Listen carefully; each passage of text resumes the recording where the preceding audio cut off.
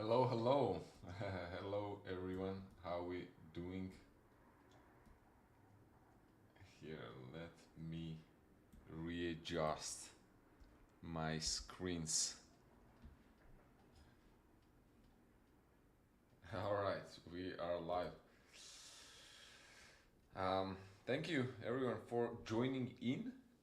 We are gonna be doing 1,000 subscriber celebration.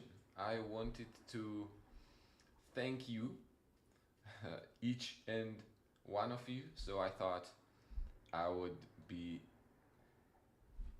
celebrating this important milestone by offering you choices. What we wanted to do, I did a little poll online, and most people wanted to do SIMUL.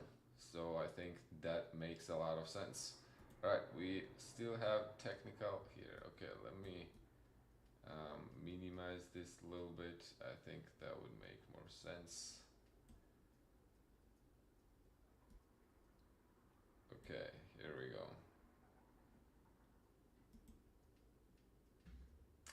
All is well, Andrew. How are you?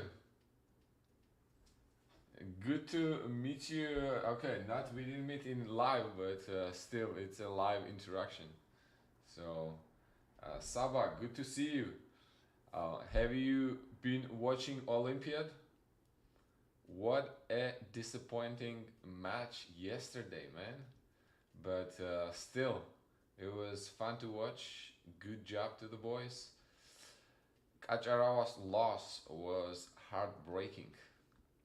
So, as many of you may know, Chess Olympiad 2024 is underway in Budapest, Hungary. And yesterday, Georgian national team played England, and we were winning. The match score was 2-1, and the last round between Nicolas Gajarava and David Howell lasted 115 moves, and it was actually supposed to be a draw. I will review, maybe I'll open it up real quick here. If we go to the events and if we click the Olympiad and we go Kacharawa, let's see, David Hall. That was heartbreaking. So I will not review the entire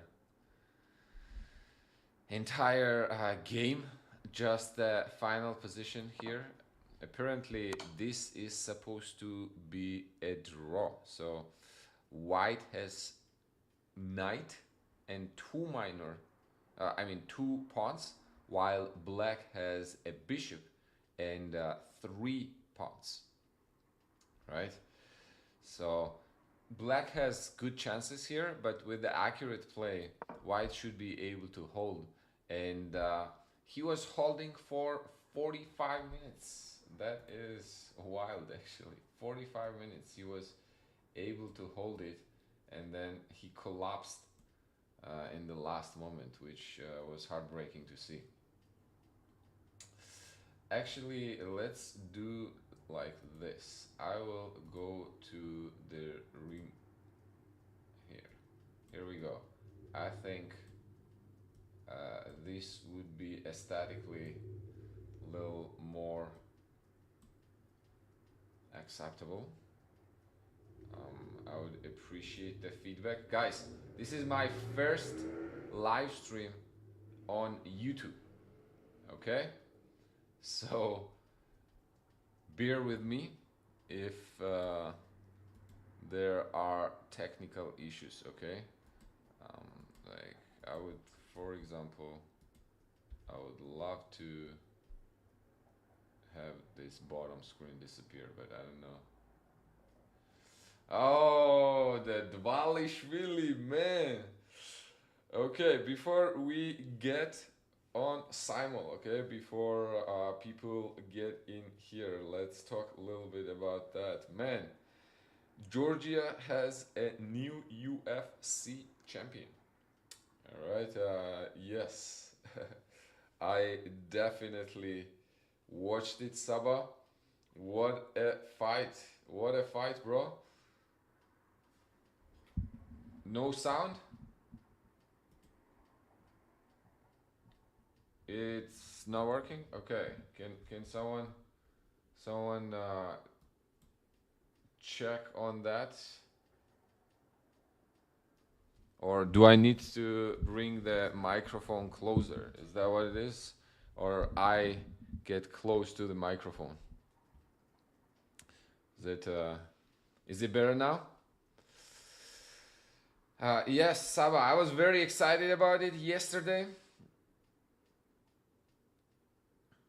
I was watching with few other Georgians here in Dallas, Texas, and the Georgian fighter Merab Dvalishvili was fighting for the title. Okay, and he managed to beat Sugar Sean O'Malley. That was a dominant fight. I honestly did not think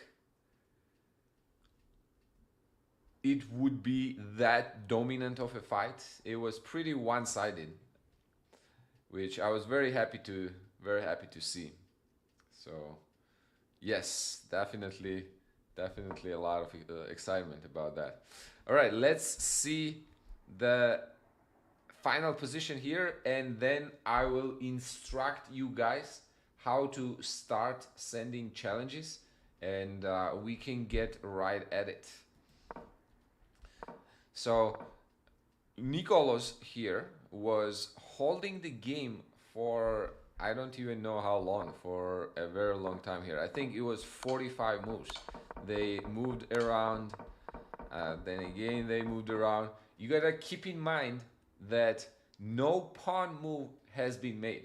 Okay, if you are new to the 50 move rule, there is a rule in chess where if no pieces has been traded for 50 moves, 50, and no pawn has been moved, then it is a draw. Okay, that is called a 50 move rule. So players played for 45 moves before the pawn moved. Okay, you will see here there will be a lot of shuffling around without piece getting captured. And I think, wait, what happened here? Okay, this was the first pawn move on 100 first move. And before that, the pawn move was made on, let's see, here, g6 was the last pawn move. So that was 60 move 60, okay? And then we have another pawn move after 41 moves, okay? f5.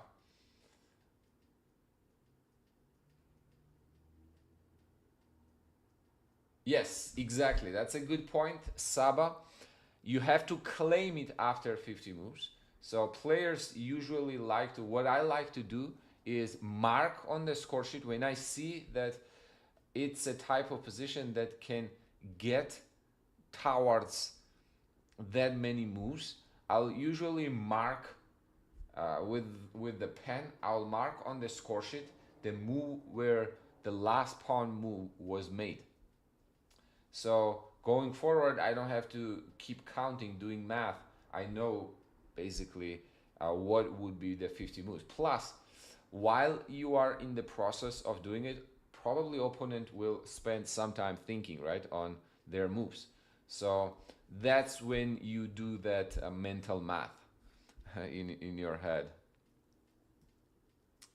Why did he push f5 here? If he didn't push f5, I think he could have easily lasted another 10 moves. That is crazy. He could probably just go back, knight f3, and maybe try to go towards h4 for the g6 pawn. Man, that must have been heartbreaking. So I think he thought that he was probably forcing the draw with this move, because now if g takes f5, king takes f5, and we are left in an endgame with the bishop and the pawn. Even actually, if this pawn could be defended, right now it cannot be defended because white will, black will lose this pawn. White king will go to g5 and take that pawn. But even if that was not the case, and this king is able to get back to h1, bishop is still a dark squared bishop, okay? So that would still be a theoretical draw. Black would not be able to kick the white king outside of that white corner if king is able to get till h1, right? So that is the rule. All right. I see the first challenge coming in. Very nice. Fly to Sky Gaming. Okay, we can get started little by little here. Let me try to see how do I. Man, I want to be able to close this down. So let's see. How is this now?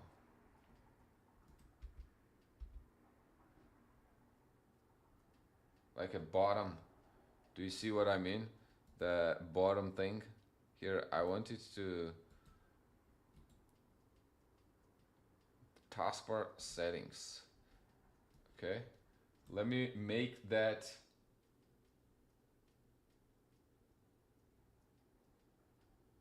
task view. Okay, how is it now?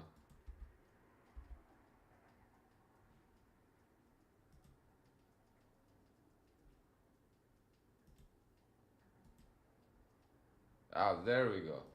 Okay, that's what I was looking for. So it is aesthetically more good looking. I think YouTube actually has a little bit of delay, so that is perfect. Hey, Fly. Well, you are first in line, so you're not distracting me. What is your account name or the link? I have the link in description. Praise.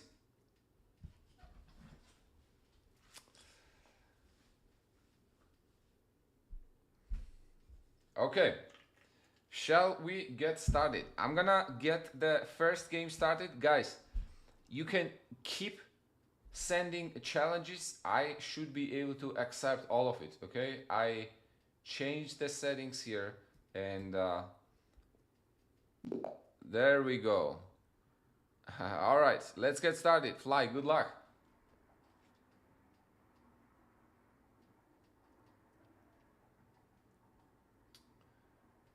I should be able to basically accept all the challenges at the same time. So, praise. Here is the link.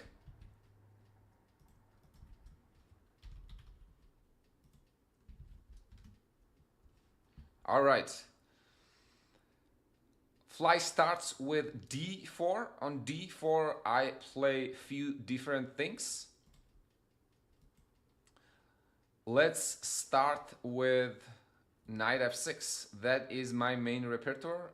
I could also go f5 and for a Dutch, but I think I would prefer to start with the knight.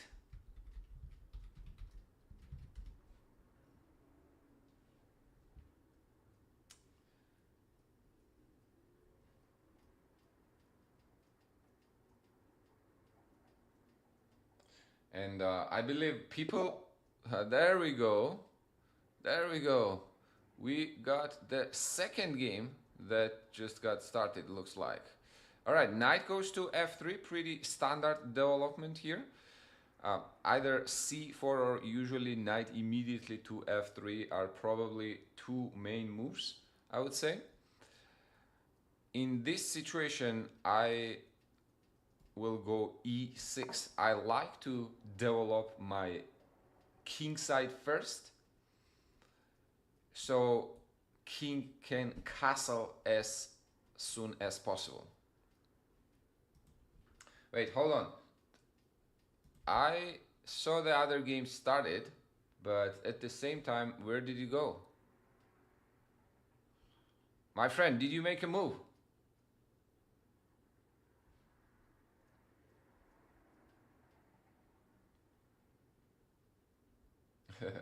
Salini, consistency, my friend. Consistency.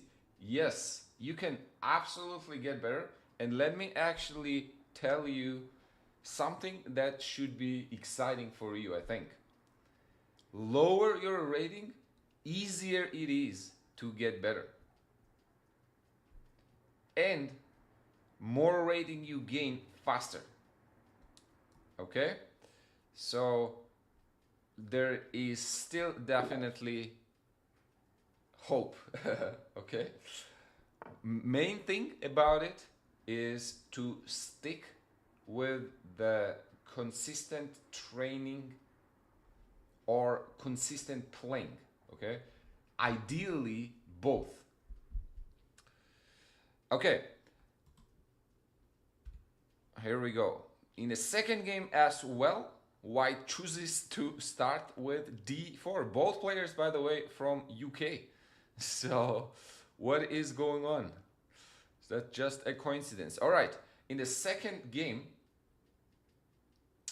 I will try to open up with some Dutch. I know a lot of people enjoy playing Dutch, so I would prefer to give it a try in my second game.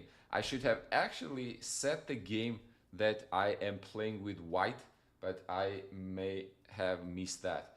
Should I challenge you in a rated game? No, please, let's do unrated game, okay?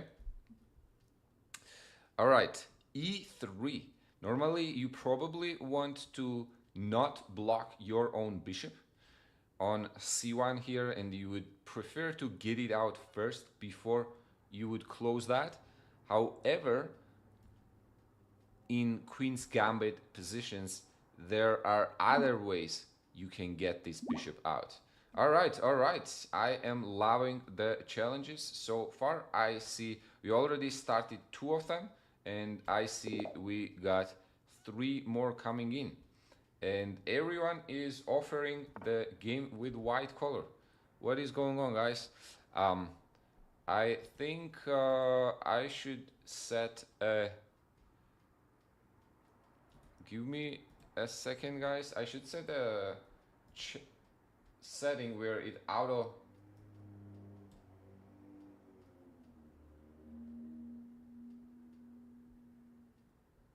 switch the game. Okay, I have that enabled. Right.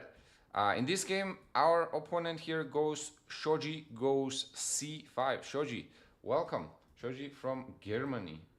I mean Germany. I did say that totally on Georgian. Okay, against English opening, I like to play e6. I also like to go e5. All right, here we go. It does switch. So when I do next game, I guess it is going to, here we go. I'm gonna accept first and start the game so it doesn't abort it, and then we can keep going. Okay, Hard Rain 1900, welcome in here, my friend. Good luck.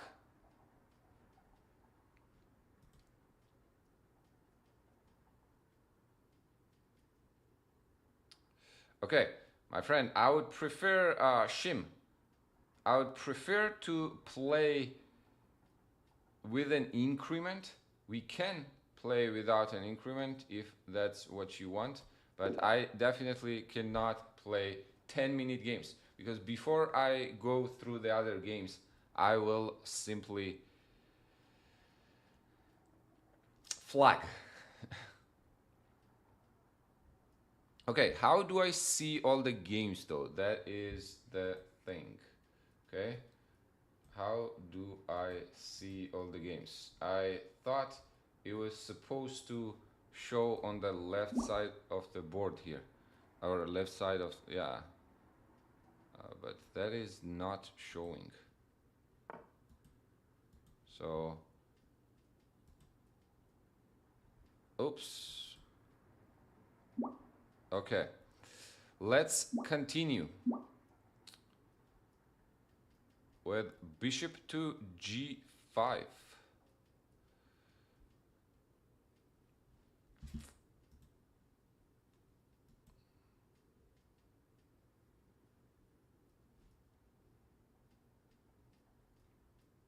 All right, on bishop g5, I'll probably just double off my bishop. Also, if white doesn't play c4 to strengthen the center, I like challenging the center immediately. Is there something wrong? Because it looks like the games are not switching, right?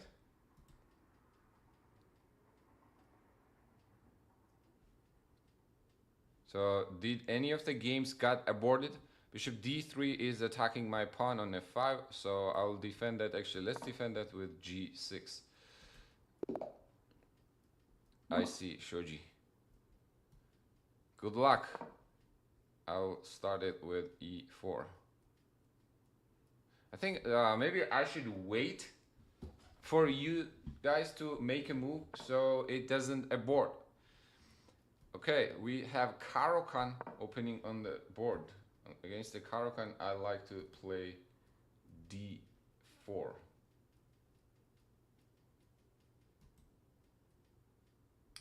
Yes, Mio, absolutely. Absolutely, we can discuss that. Let's start Shimmer Wolf game. Shimmer Wolf, good luck. Okay, against Shimmer Wolf, let's try to go with some King's Indian. So I'll try to go g6 and bishop g7, fianchettoing bishop that way.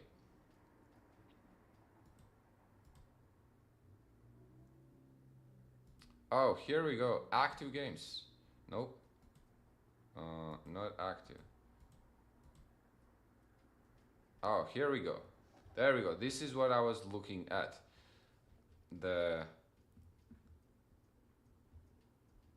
All the games that I'm playing. All right, against d5, mainline Caro-Kann here. Let's try knight c3 or fantasy variation f3. Watching the Olympiad, a lot of strong players actually choose to go with the advanced Caro-Kann. So let me give that one a try actually. How Shimmer Wolf is going for Jobava London. I will gladly accept the challenge for some Jobava London. Knight f3. That seems Andrew. All right, Andrew likes to play Stonewall, seems like.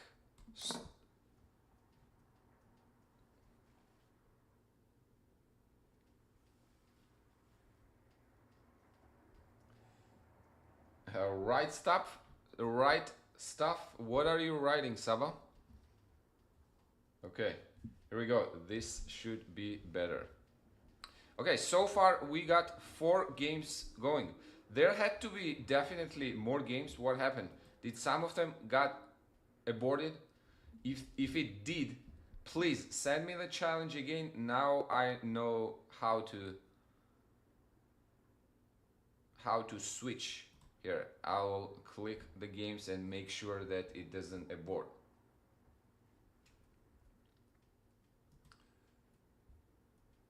Okay, here it is white to play. Here it is my move. I think now I would want to fianchetto bishop on the long diagonal.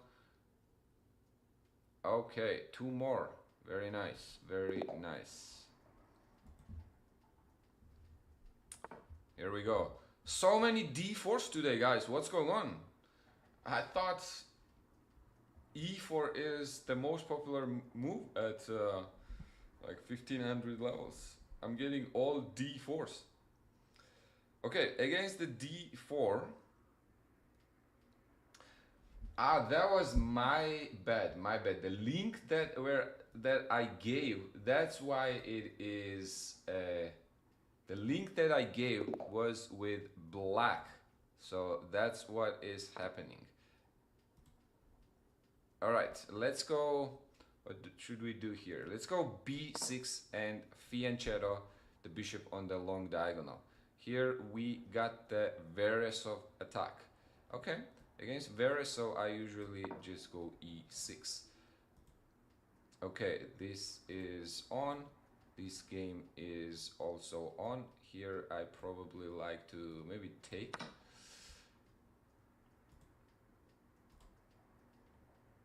Oh, game got. Oh, Andrew, sorry, my friend. Here, let me send you a rematch.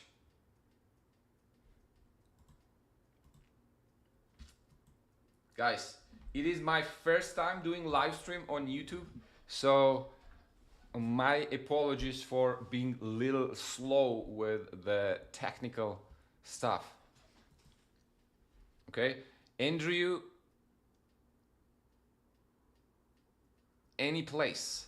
I sent a rematch if you want to, and Jim Frikaru too, to both of you. All right, finally I got one white. Let's start with e4. Okay, Shimmer Wolf goes for e4. Now this would transpose to French, so I'll capture it back.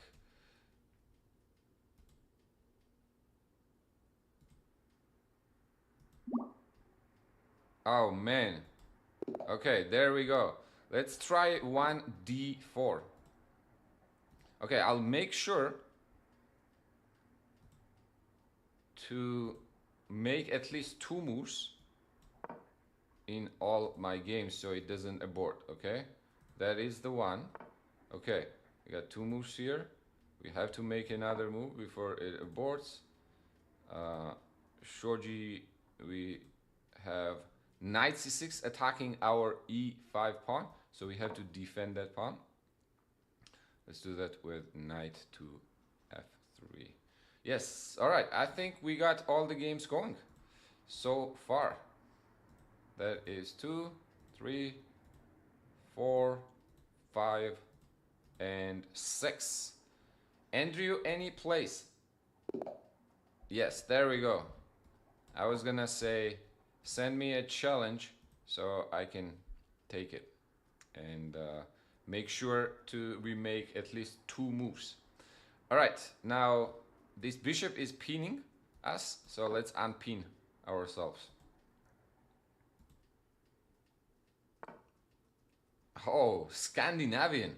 Okay, I'll take there. On bishop f6, I think this is called Petrosian variation. Petrosian variation. Now, normally we probably want to capture with the bishop. I also like to capturing with the pawn, but in this case, I'll take with. Did the game get aborted or what happened? Won by resignation? All right.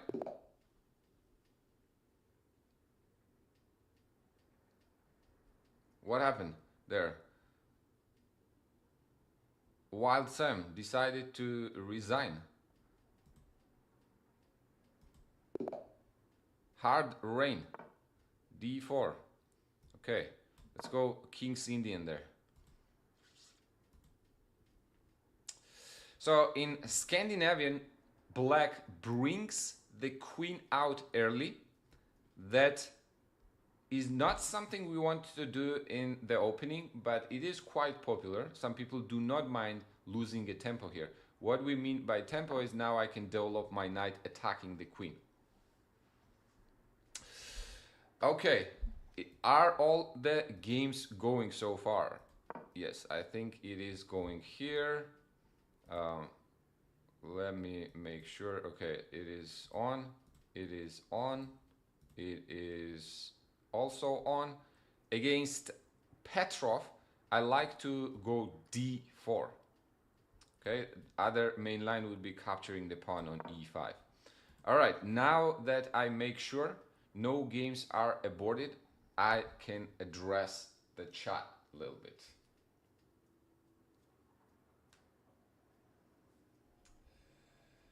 Sai, welcome, welcome. Noah, welcome. Salini, you should totally join. Okay, don't be afraid. This is all for practice purposes. Now, against knight f3, probably going short castle makes sense, but I also want to get this bishop into the game, so I'll play bishop d7 trying to get the bishop on the long diagonal. Okay, here that is pretty straightforward. Now bishop g4 is pinning my knight on f3 and attacking this pawn on f4, so I think I would want to defend that f4 pawn. Against bishop d3, now as I said, I'll try to put the bishop on the long diagonal. All right, in here against Ola, we have standard King's Indian position. Knight to c3 looks natural.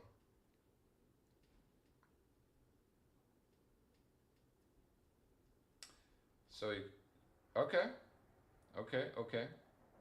Yeah, that sounds good, Andrew. Okay, c3.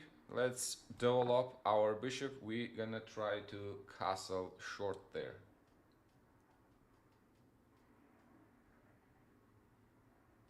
And Mio, I have not forgotten your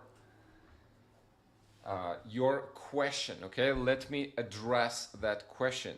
D5 is a Grunfeld defense, one of the heaviest theoretical lines, probably. There is so much theory in Grunfeld, it is crazy.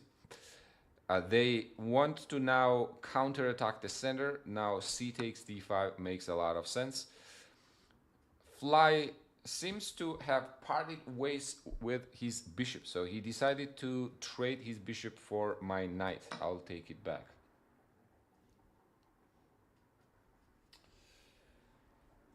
Against e6, now this bishop is attacking the pawn. We cannot do much about that pawn. I think now I'll simply try to get my knight out to defend that, or should I get my bishop out first? Maybe bishop d3. Let's go bishop d3, short castle. I am not familiar with the theory there. After bishop g4, knight takes d5. Now black is giving white center here, so I think it makes a lot of sense for us to take control of it. I also like going h4, h5 immediately, actually, in these positions. So should we give that one a try? Let's try that, because black has declared their intentions of going bishop g7, right? So I think I'm gonna try to march my h4 pawn. Computer really likes that.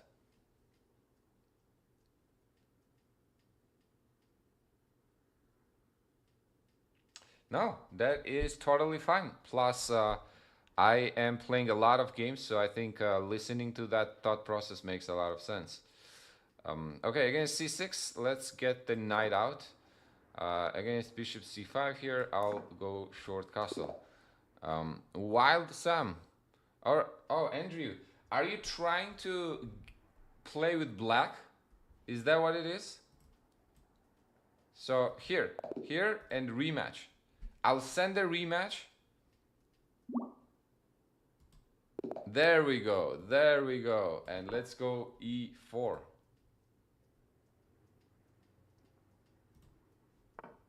All right, we got Owen's defense with b6 when opponent is giving up the center. What do? We take it. Queen e2. I think black is getting ready for the long castle here. So what should we do about that? Should we get ready for a long castle of our own?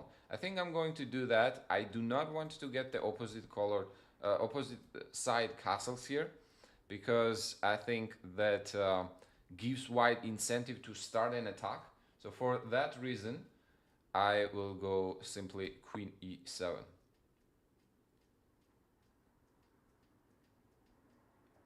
Thank you very much, Fly. Much appreciated, my friend. Okay, short castle, you go short castle, I'll go short castle. Knight takes e4. I think the main move here is to take back on e5. Okay, against the Andrew, queen goes to a5. I will play d4. Against knight f3 here, bishop g7. Here I'll go knight to f3. Knight e7. I will play knight b to d2. Oh, actually he's threatening knight g6 here. So I have to defend my e5 pawn at the moment. How do I do that?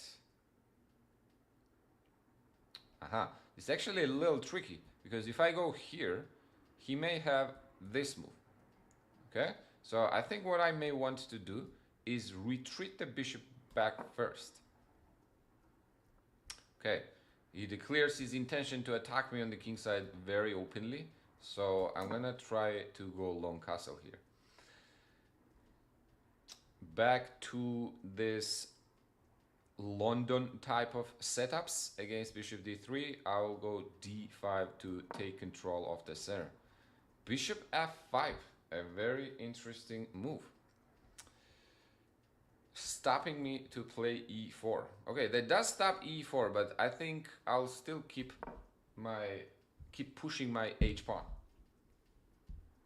Bishop e2, let's go short castle. Knight to b4, nice try, my friend, nice try. Here, black wants to fork me from c2. That is going to be very unpleasant check indeed. Now, what I'm going to try do against this, I have two options. One good option is going queen a4 check, and I will be double attacking the king and the knight, but black has a way to defend that, for example, with knight blocking it on c6. Okay, so for that reason, I think I would prefer to block this diagonal with e4. Oh wow, g4. What did I do wrong, my friend? Why did I deserve to get attacked so fast? I have just developed my pieces. I've done nothing wrong. Okay, white wants to trap my bishop on f6. So I could stop that with h6 or play g6 and then move the bishop back. d5 is the main move. I believe now I should try to trade this knight with a move like knight bd2. Okay, bishop has been pushed back, and now this gives us the time to make use of our this h4 h5 push. The entire idea here was if bishop was on g7, we can play h6 to poke this bishop on g7. But since there is no bishop on g7, I will take on g6, and black is not able to capture with the h pawn because the rook will be hanging on h1. Where did Shoji go? Where did Shoji go here? Shoji, oh, Shoji is thinking. Okay, okay. All right, so far it is looking good.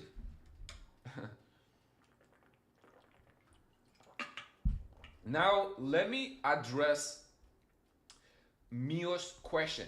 Can you give a quick explanation how to create a training plan for really ambitious players that actually work? Now, Mio, that is to assume that you have already identified your weaknesses. If you have not identified your weaknesses, the way to do that would be going over your games and see in the game review, for example, game review section where you have made mistakes. Okay, if you see that there is, usually when you look at 5 of your games, 10 of your games, you will recognize the pattern where you make most your mistakes. So you want to address that first, wherever you see you make most of your mistakes. A lot of times, I would say up to the rating of 1400, it is about blundering pieces. Okay, so you have to try eliminate blunders. I think that will give you the highest return there will be highest return of investment of your time.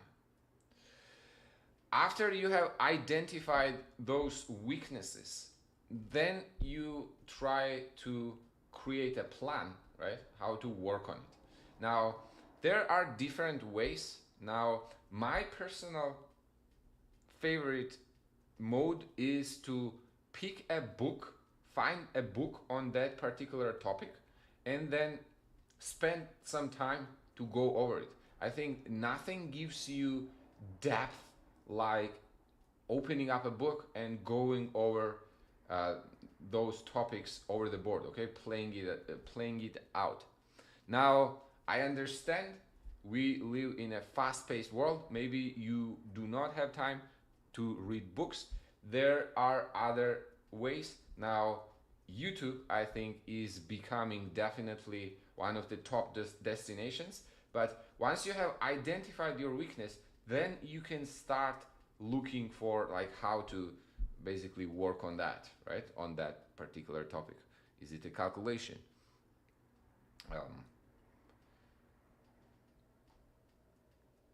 Okay, here I'm looking at this position and knight is attacking our bishop on g3. What do we do about that? And once they take our bishop on g3, then this pawn will be hanging because remember, this is a pin.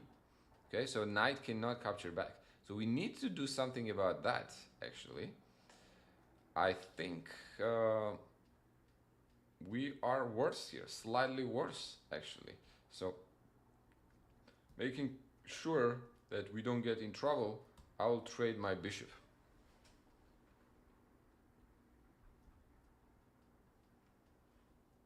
Also, obviously, chessable courses is the way to go in a recent era. A lot of strong players make courses on chessable, and to get you started, you can create your free account. Chessable has a lot of short and sweet version courses, which is free to get started. So you see basically it's a preview of big courses. Okay, so go through those free material first, and then you will see whether you want to invest for more. Okay, long castle, I think I'll just retreat the bishop. Let's fasten up a little bit because in simuls, towards the end, I may end up getting really low on time, and I don't want that to happen. I want us to have time to explain our thought processes. All right, we have fianchettoed one bishop. White has not really played in a most critical manner here to pose us problems, like play for the advantage. So I think what I'm going to try to do now is develop this bishop, all right, on c8. Now, how do we get that bishop out? We could go d6, knight c6, e5, and then the bishop either g4 or f5, or we could fianchetto bishop on the long diagonal with b6. I think if white is usually critical here and tries to play active, then I like to go d6. If they do not, then I like to fianchetto both of my bishops.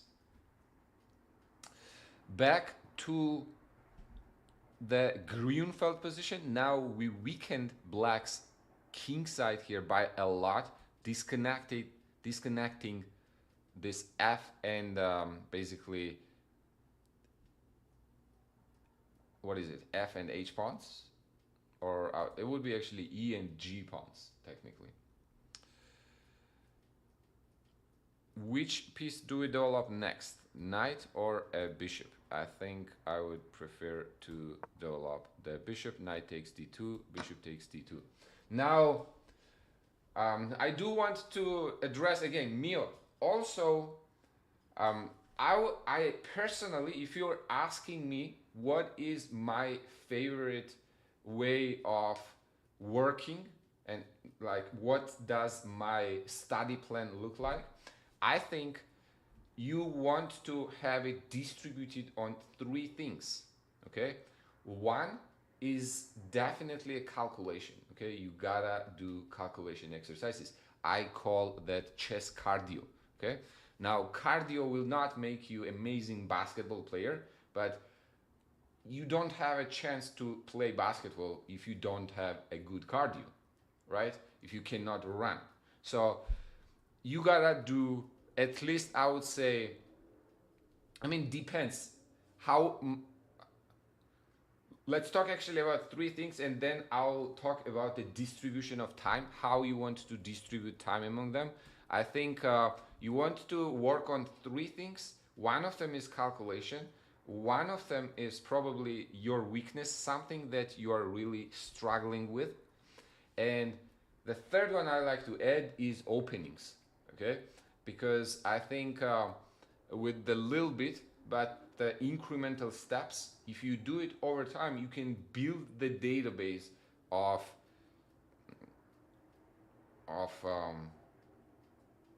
a, I would say, good opening repertoire.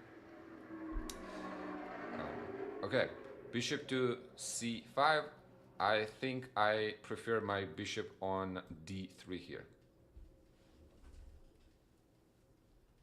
I'm explaining this a little sporadically, but I'll usually do those three things, and then I'll do the rule of probably 40, 30, 30. I think that is good. Or you could do, I think 40, 40, 30, 30 is a good distribution. What I mean by that is 40% of whatever time you have dedicated to chess, you spend on calculation. 30% of that time you spend on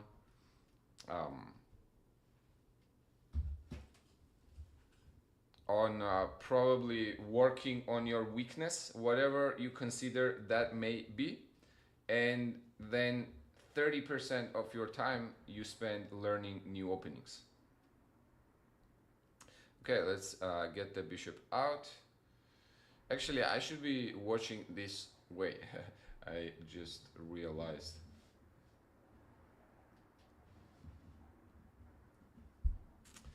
Short castle. Now we may think here that there is a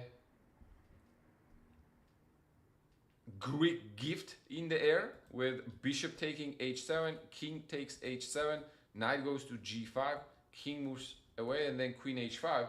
But black can defend the h7 square with bishop f5, so that trick doesn't work. Okay, if they can defend h7 square, usually Greek gift doesn't work. So I'll just continue with, we could actually start already active shenanigans here with knight g5, but I think castle should be fine. All right, e4 here. Fly decides to go aggressive. All right, I see you, fly. Let's take on e4. Haha. Let's see if you guys can. Let's see who is gonna be the first one to score a point. I should maybe put a reward on someone who scores the point, but that may encourage people to cheat, so I don't want to do that.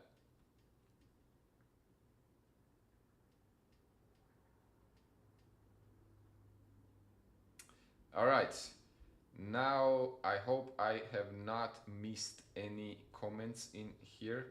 If you guys see that I have left any of the comments unanswered, please remind me.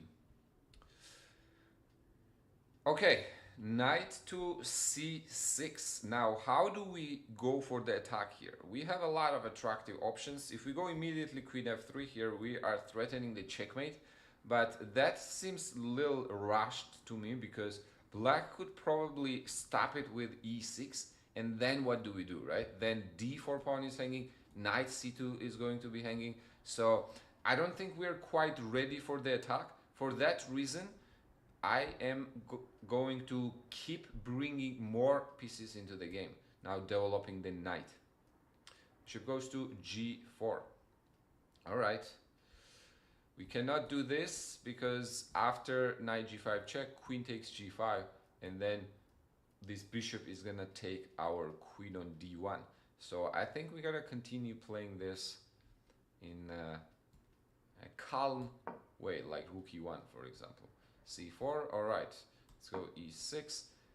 Against e6, I'll play knight f3. Bishop g4. Man, so many attractive options here now. I could go, but I don't think he would fall for knight e5 here and take our queen.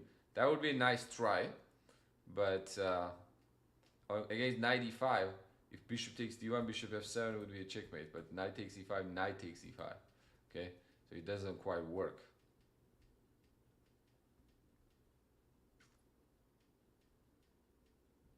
We could go bishop f7 check, king takes f7, then knight g5 and take here, but king e8, queen takes g4. What is that? Knight c2 check. I'm not sure if it's worth it. Man, a lot of attractive options here actually. We also have a queen b3, which looks very dangerous for our opponent, I mean. What are they going to do actually on queen b3? What if we go queen b3? You know what is funny actually, guys? If I wanted to force a draw here, I could go knight g5, bishop takes d1, sacrifice the queen, and then bishop f7 check, king d7, bishop back to e6 check. And then we go back and forth. And king cannot escape to d6 because there is a mate. So that would be pretty funny. But okay, I don't want to go for the draw, obviously. Is there a name for this mating pattern? Yes, there is a name for that mating pattern. I believe it is Legal's mate.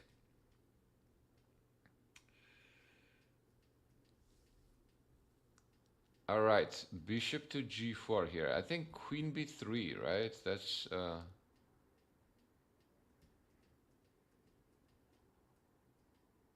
I think that's the move. That's the move. Okay, they want to trade bishops. Do we want to trade bishops?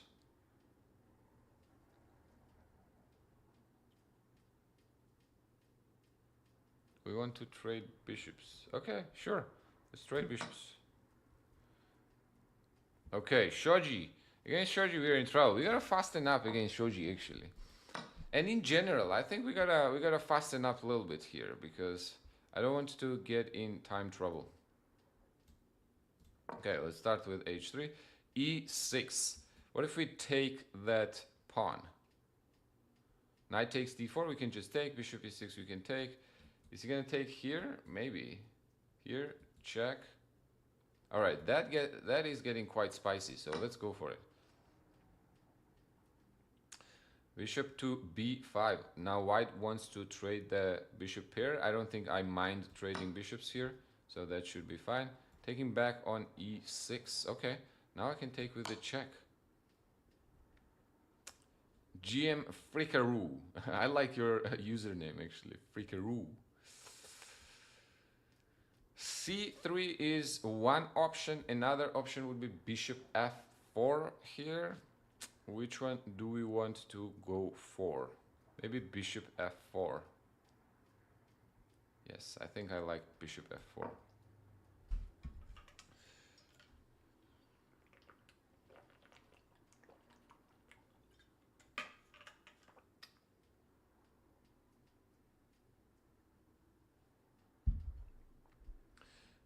Definitely won't fall for it now. Yes, okay. No, but my goal is exactly that, to make sure that we play good quality games.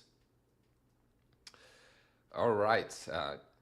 So black wants to trade queens. We already won a pawn there, so technically trading queens is not bad for us.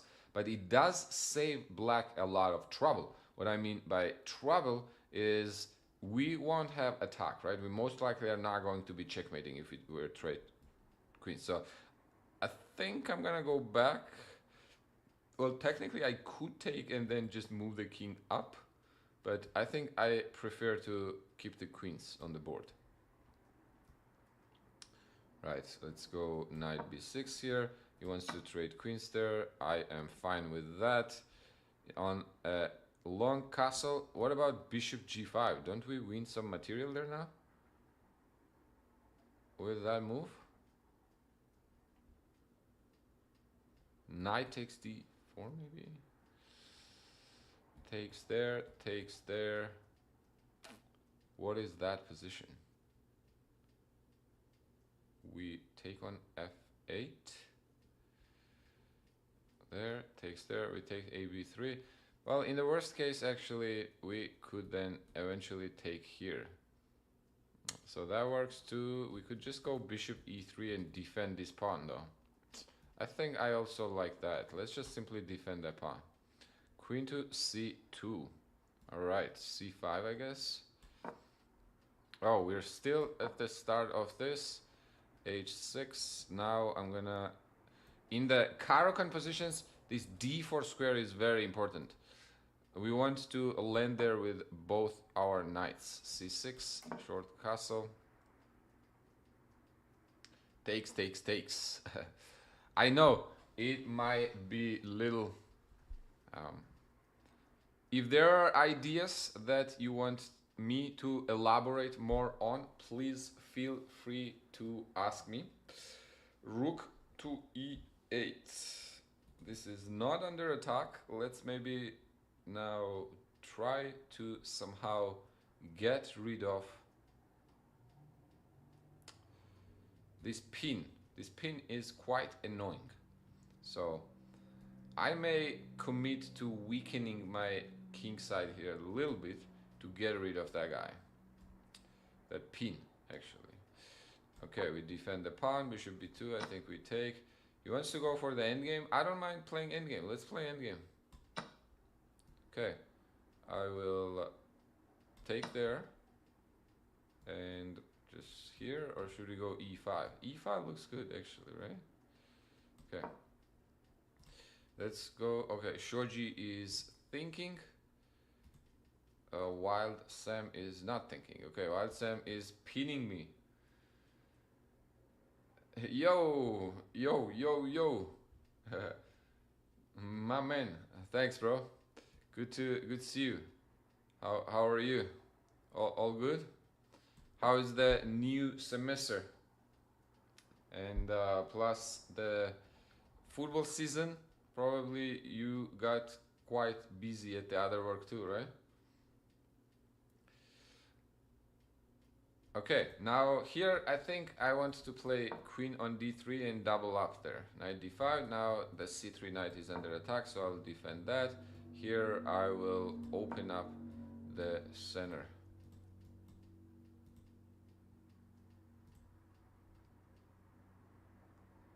Okay, is there my move anywhere?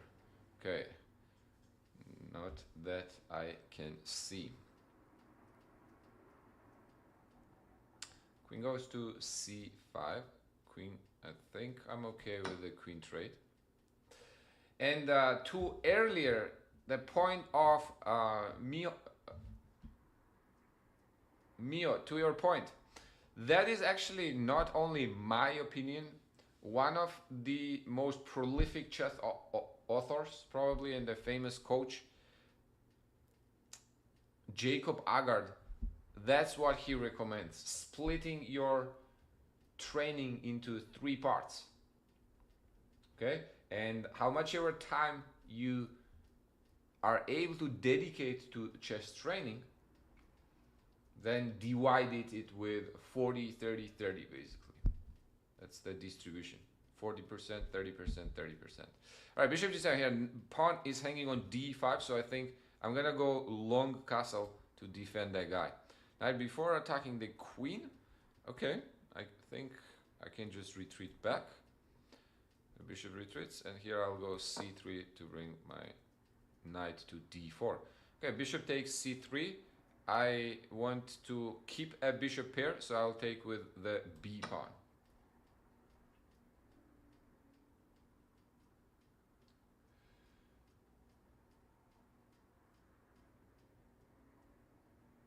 Oh, yes, yes, Nico. So you watched Merab's fight, huh? You watched Merab's fight. I was watching with a few Georgians basically here. Man, that guy is a legend. Knight is attacking our pawn on e5, so I think I'm gonna defend it. The entire Georgia now is going crazy since yesterday. They were watching it in the big screen in the city, and there are like videos people going crazy. Okay, a5. I'm not sure what that move accomplish. I think I'm gonna continue with my plan of putting the pressure on the d5 pawn. Ooh, knight a5. I actually did not notice that my queen was in a dangerous spot here, but luckily for me, I have a square. Man, freakaroo, freakaroo. That is called a poisoned pawn, my friend. You should always be aware of poisoned pawn when you are capturing a pawn in the corner. Okay? What I mean by that is now I can go c3 and your knight is not going to be able to get out. Okay, bishop to e7. I think I like simply activating my rook. I could also go knight e5 immediately here. Should we do that? Should we jump? Or just go bishop f4? Okay, let's go rook e1 first. Oh, d takes c5. Interesting. Chooses to double the pawns on the c file. All right. Knight goes to d5. Goes there. Now we could get this knight out on d7. We could also develop that knight on a6. Which one do we prefer? We could go e5 actually. That is also an idea. Then we would want to play e4 and kick that bishop away like that. That's also, that would be a little aggressive. Do we want to go aggressive here? And let's say knight goes away, then e4, bishop retreats back. We could probably kick this knight back.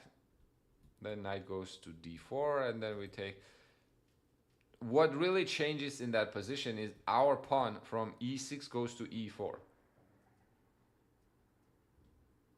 It's gotta be a good thing for us, right? I think so. So I'm gonna do that. c6. Here we got Frikaroo's knight trapped on a2. Okay, a6. Our plan all along here was to establish our control of the dark squares. So I'll bring my knight to d4. Maybe I should start with this knight actually, so this bishop doesn't pin me. Yep, I think I would prefer that. d6 against d6. Now, do we go h4? Yes, I think I would prefer here to go h4 and start an attack immediately because these bishops are ready. Okay, this looks like a blunder to me because I think now we can go bishop g5 and win an exchange. If bishop goes to f6 to block it, then we take, queen takes, and this knight will be hanging on b4. Oh, I actually forgot about that. I forgot about knight b4 move. Maybe it is not that bad after this knight b4. I should have moved the rook first and then like maybe rook e2 and then try to trap that guy. Now I will lose an exchange actually. Okay, I'll take here as we said, knight b5, we're gonna go e4 against rook e1, attacking our pawn, we defend f6. Bishop b4. Where do we move our queen? d3 or d4? Probably d3, right? d4 might encourage black to play c5 and attack our queen more. Right, queen d7. Now, this move is so slow, honestly. Encourages me to get creative here with ideas like this. What do you guys think about that? I like that, I think. Rook goes h3, immediately putting the pressure on that pawn on g7. Now, normally we would not want to keep the king in the center, but here we have a lot of space and lead in development. So I think that gives us all the reasons to do that. Okay, there we just take the knight. Here we are in the end game. Now white wanted to invade on the d file. We cannot allow that. We gotta block it. Knight c6 attacking our queen. All right, I think we'll go to c4 here. All right, takes here, we take back. g5. This is actually quite interesting. How do we want to handle this? Do we want to open up the h file with h6? We could go knight to f4 with the idea of knight to d3 check.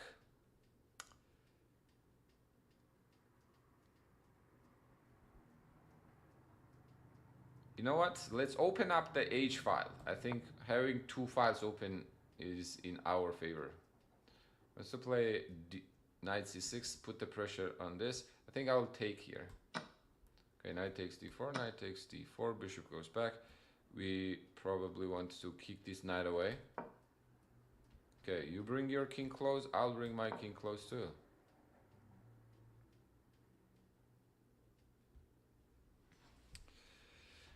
Pawn to b5.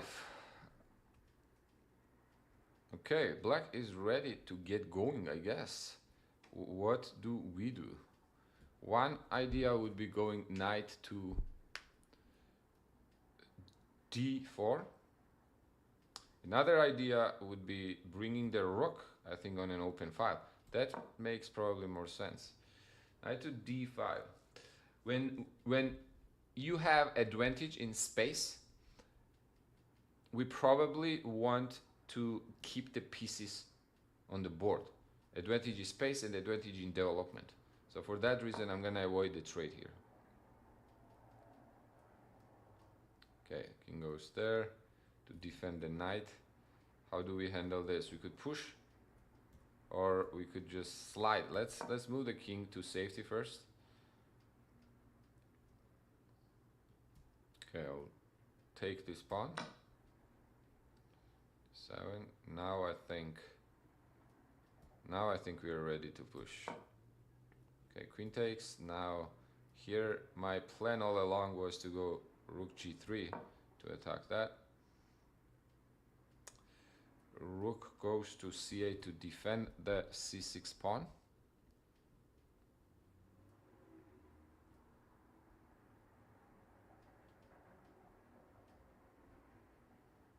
Okay, I want to bring my knight here. If he goes here, then I'll take the pawn. We could also go rook c5, which looks very nice, aesthetically pleasing. But for the moment, I don't think he can stop that, or can he? Knight d4, he can go queen b6. You know what? For that reason, I'm gonna park my rook on c5 for now. So black is not able to keep pushing pawns anytime soon. Shoji decides to trade bishop for my knight and go for the opposite colored bishops. That is going to be interesting.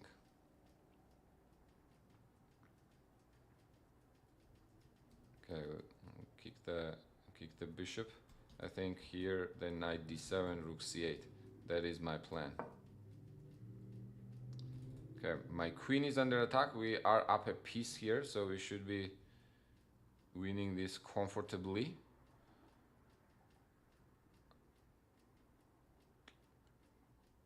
How do we want to handle it? Let's go here to attack the rook. I think I'm gonna try not to trade queens there. G6. Now clearly black is getting to getting ready to castle on the long side right here. So I could go C4. I could go bishop G5. I actually like bishop G5.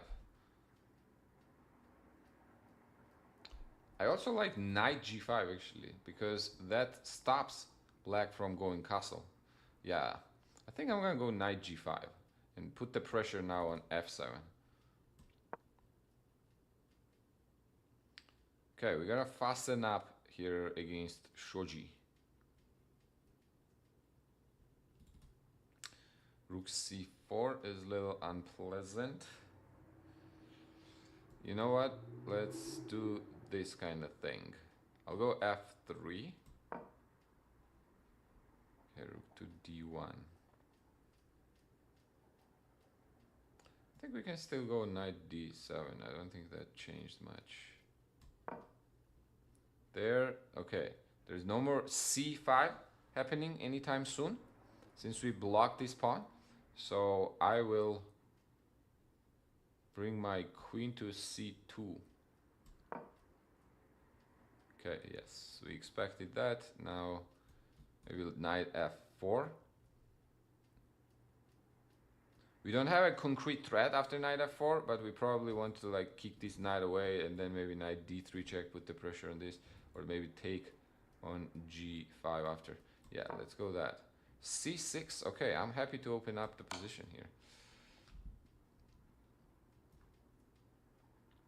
Let's go bishop G5 here. That bishop, I mentioned earlier, we don't want to probably trade, but that bishop is a defender. So if they're willing to give us their defender bishop, we should probably be happy about it.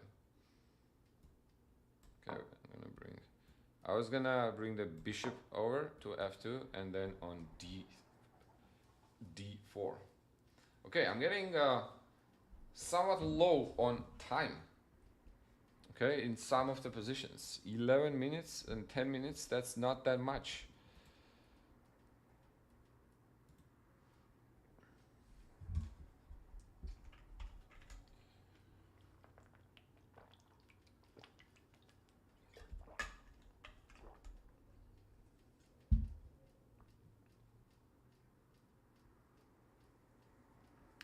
Bishop to D5.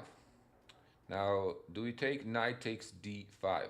Knight takes D5, bishop takes B2, queen takes B2.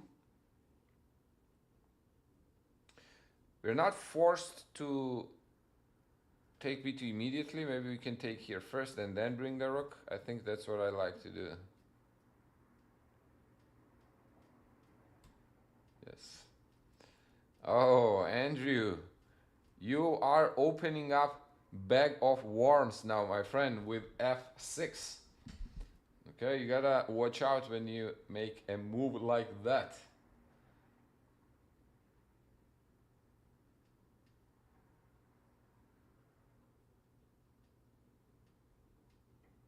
Whoa, whoa, whoa, whoa, whoa, whoa.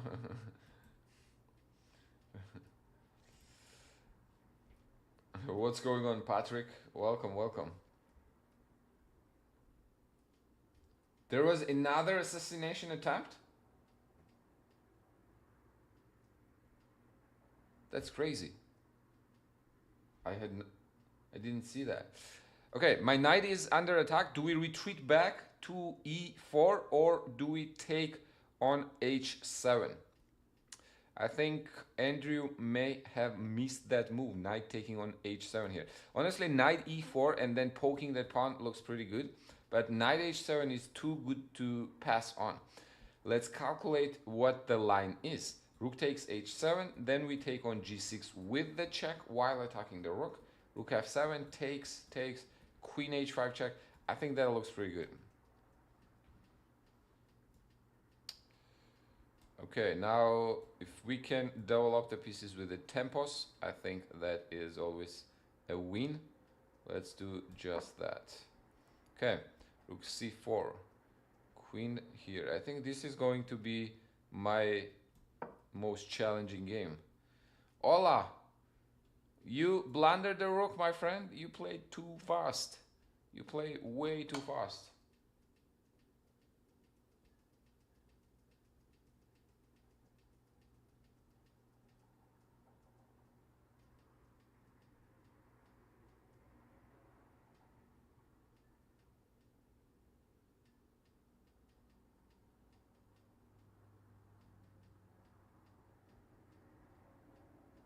Wow.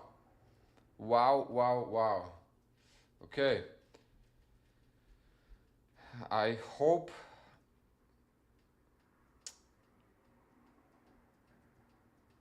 I'll refrain myself from making any political comments, but I hope we get the peace.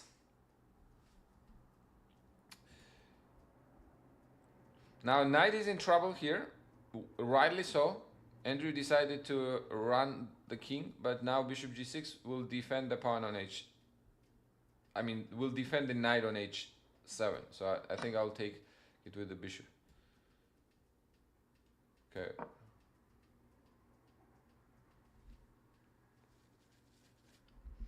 Queen to e2. Do we take here? Take. Or do we take here immediately? Take. Oh, I see a continuation here that I really like.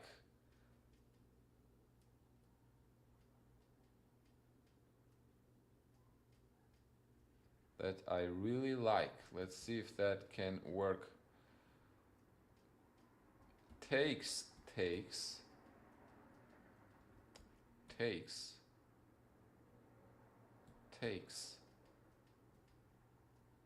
Queen f6.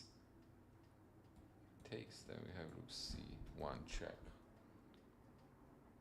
Can that actually work?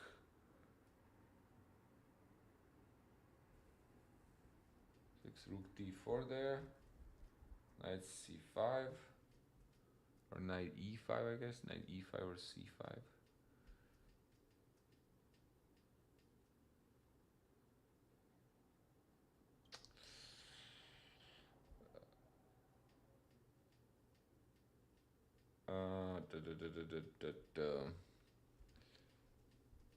Let's see. Let's see. What do we want to do? We also just move the knight away. How does that look? Because he doesn't have a good discovered check or anything like that, right? So let's go for that. Let's go knight e5. Now I think black wants to sacrifice their rook for 2 pieces, so I have to do something about that. What is something? Defend that guy with the pawn. I like that. Okay, trade. Retreat the bishop. This way or this way? Or just back, actually. Maybe go this way. Okay, here. Now we're gonna try to dominate on the dark squares there. c6. We could take this pawn. Takes. Yeah, I think we win the pawn there. If we take immediately on d4, we take on g5, but I don't like knight coming to g5 to attack my pawn on f7. So I think what I'm going to do is take on d4. Oh, knight e7, renewing threat, but now I can take on f6. Okay, Frikaru is going on the queen side here. Are you trying to create a passer?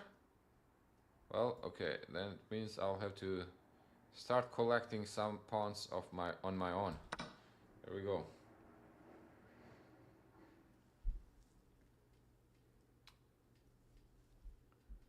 Okay, there, that may be the first game of our SIMUL. First game to finish. Oh man, on b3, I was looking at a very cool line actually that I think works. Frikaru. Maybe knight e7 check. So this pawn is attacking our queen, right? If we move the queen, I think black wants to push a3. we try to take there, then b2, and this pawn is gonna become a serious force to be reckoned with. But I was hoping black would play b3, because I think we can go knight e7 check, intermediate check. If rook captures, then we have rook c8 with the check, and then we can move the queen away. We win a piece. If king moves away, we can take on c8 with the knight, attacking the queen. If pawn takes queen, we take the queen with the knight and remain with the 2 extra minor piece. Let's go.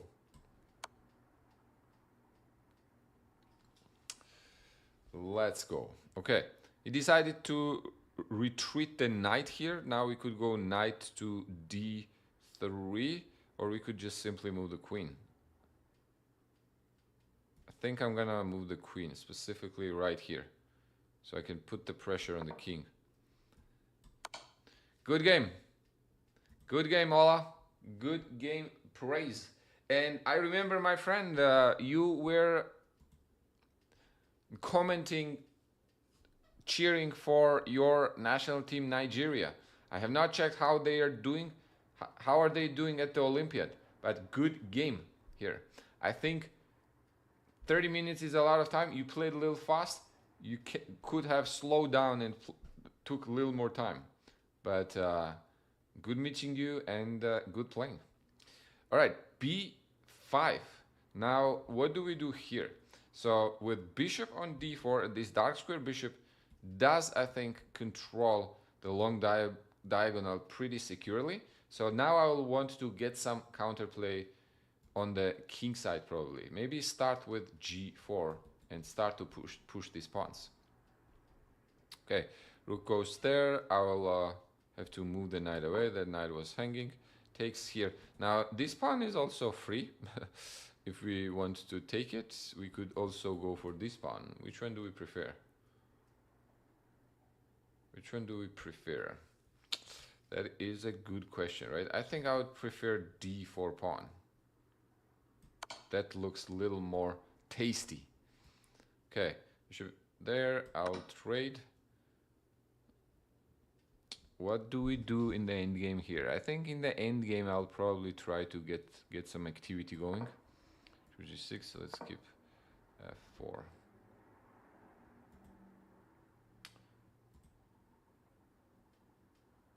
Wow. In all the games, there are no games that has my move. Very nice.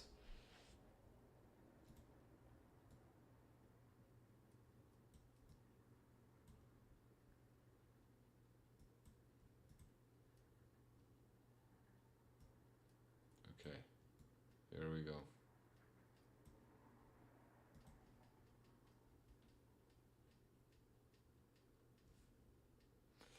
Okay, now we gotta take on d4 with the knight or a rook.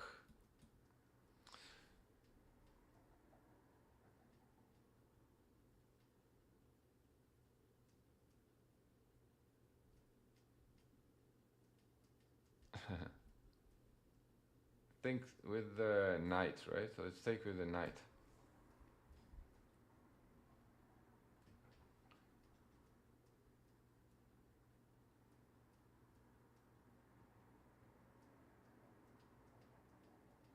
Wow, wow, wow. Wow, Patrick. Madness, man. Schmoopy. No worries, no worries. Thanks for stopping by still. And I very much appreciate the support. Thank you.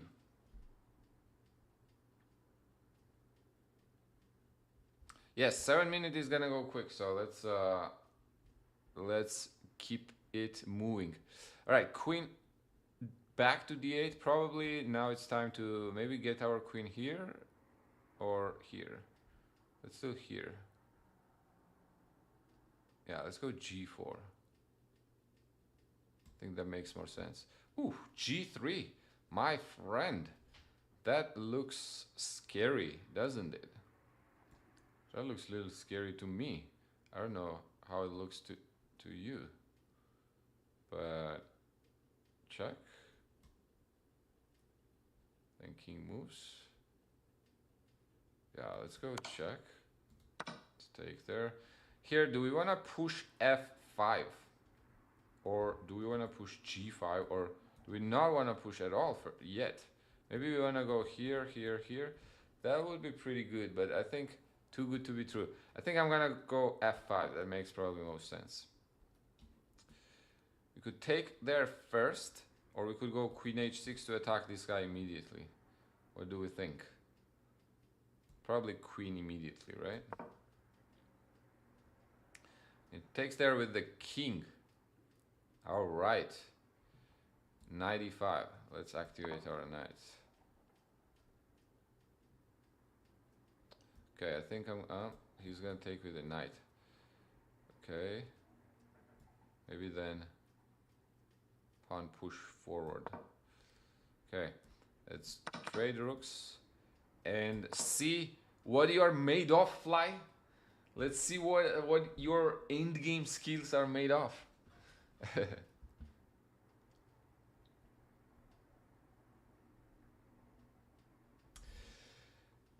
Yes, Patrick, you're following. Very nice, very nice. Yes, we were winning yesterday too, man. We were winning yesterday against England, and there was a heartbreaking loss in the last game. That against David Hall, one of my countrymen, Nicolas Gajarao, was not able to hold it. Okay, rook to h3. Very nice, actually. Rook swing attempt from the opponent here. I think now I will try to trade. Let's try trade one rook. King moves on the side. Here we take the knight. Oh, rook to h1. Okay, rook h1. I like g5. I like taking there and then going g5 also. But I think simply g5 makes a lot of sense. Forces knight in a very uncomfortable spot now, this knight.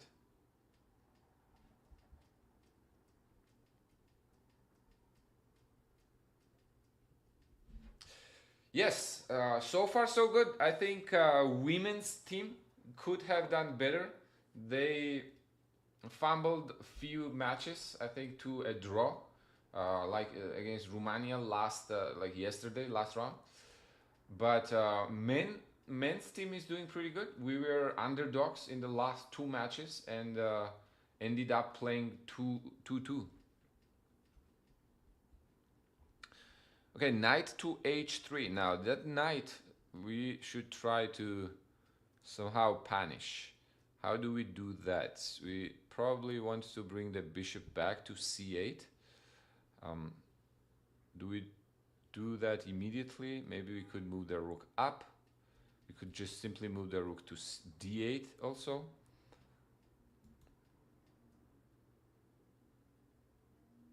The madman variation would be rook c2 and then going bishop c8, but I'm not a madman, so I'm not gonna do that. I'm just gonna go, I think, rook here, which I think makes a lot of sense to then prepare bishop c8. Okay, king moves on this side, probably knight g5 now, putting the pressure on this pawn. Rook goes there, maybe queen somewhere close to that king, somewhere here. Oops, not yet, not yet. So which pawn do we want to push? Do we want to push g5 and f4? Do we want to, yeah, I think I like g5 and f4. Uh-oh, what did I do? What did I do? I totally missed this. Freakeroo. I was so proud of my tactic too. Did I blunder? I actually blundered. I just realized. I forgot that you can capture rook takes c8 and then I cannot take because my queen is hanging. Wow. All right. So now we are actually in trouble. Luckily for me, I think I may have this move. Technically, if we take there and take here, that also probably we shouldn't lose that. But I think I would prefer to go here.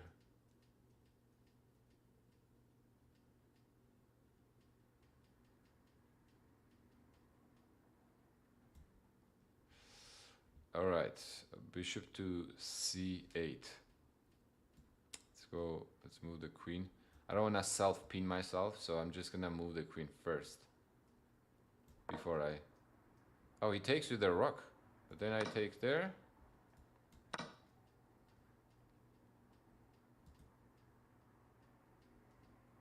What did you do, Shoji? You mouse slipped? What happened?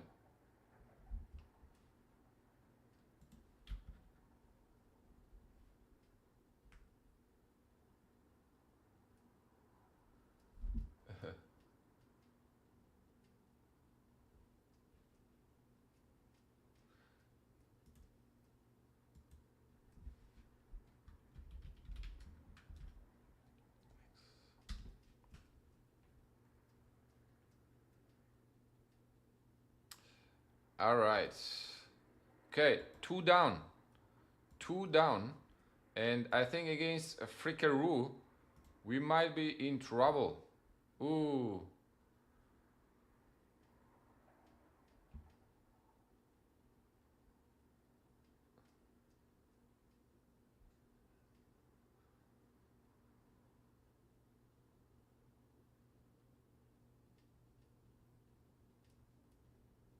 Yes.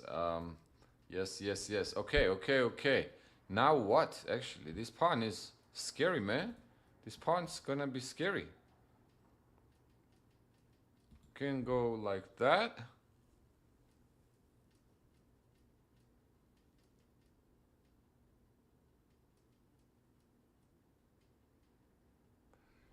Uh-oh. Uh-oh. Do we go e6 immediately or do we go rook b7 first? What do you think? Rook b7, a3. Then we can go e6, takes. Bishop here.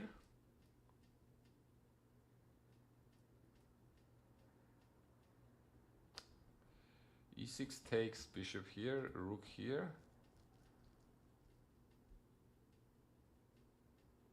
Then we can go f4. It does look crazy, but how crazy it is.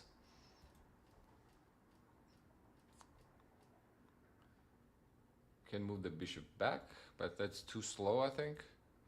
Man, I might be in trouble here. I think we go rook b7.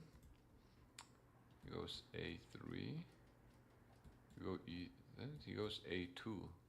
That's way too fast, right? That's way too fast. Okay, we gotta go e6. We don't have the other option.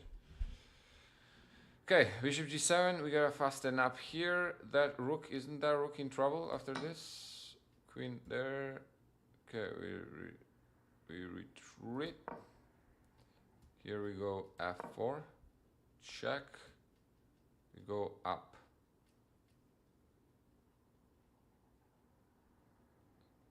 Yep, up.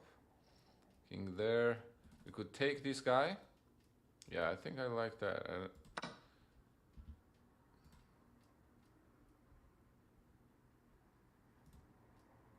Let's see.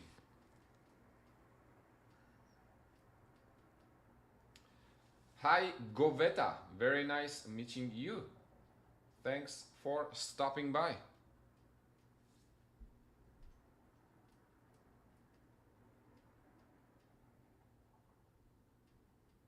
Oh no, what did I do here? Okay. I am falling apart on a lot of boards. Andrew, I blundered. I forgot that bishop. I forgot that completely. Man, oh man. If I take, there is this move, huh? Ay.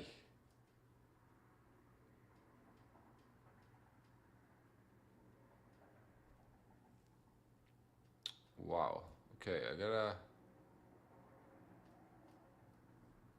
Okay, not happy with the quality here. Okay, we blundered the piece.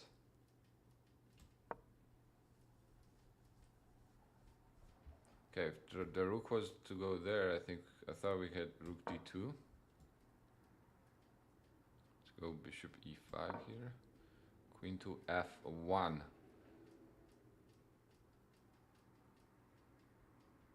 Could bring the other rook. We could just play here. Yeah, I think let's just bring the other rook for now. Okay, here we'll go for the f4 pawn, a4, knight. I like this. I also like going with the king nearby.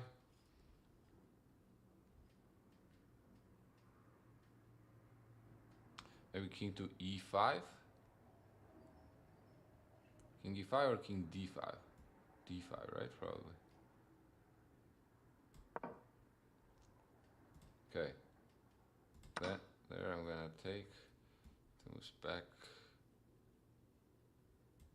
h6 or rook g5 or knight f. Rook g5 actually. Let's get creative. Ah, he's gonna play rook f5. So not so creative. Actually, that's fine.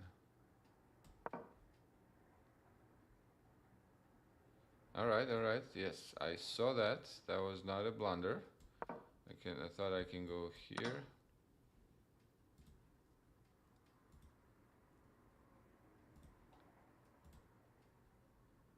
Okay, where do we have the lowest time? We have 4 minutes here. We have 4 minutes everywhere. Alright, we gotta do this real fast.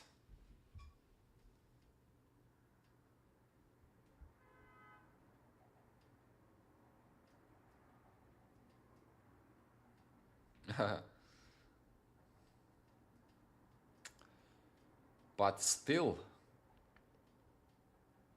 I don't want to lose. That's not bad, but I still don't want to lose. Okay, let's keep the pawns going. Oh, some spicy things. Some spicy things there happening. Knight takes f7, bishop takes f7, rook takes... Yeah, that looks really good, right? Nice, let's go for it. Check, okay.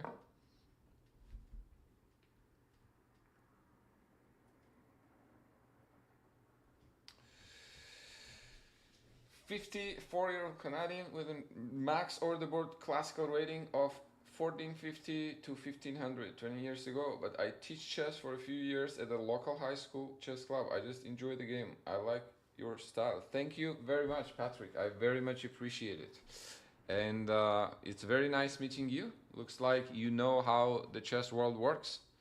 So that is definitely encouraging for me too, to have you here. Okay, let's go rook g7 so we can then keep the pawns pushing. I'll keep pushing the pawns, I guess. Okay, knight takes here. We could go immediately here, but I don't see the need why we shouldn't take just an extra piece here. And then probably go back to attack that that knight. We also have bishop a6, which looks pretty good. Yeah, let's get rid of that knight on h3. You take here, yep. I was looking at rook takes or knight takes. Which one do we prefer? Probably take with the rook, since that is going to be attacking the knight, but also he could go a very awkward move here. That's a wild move to put the rook there. All right, I guess then let's take with the knight. Goes to d5. Okay, what if we push now? Can we push? Ah, you want to play e5?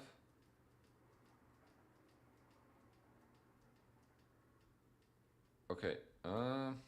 Okay. Could go c4. c4 is a move.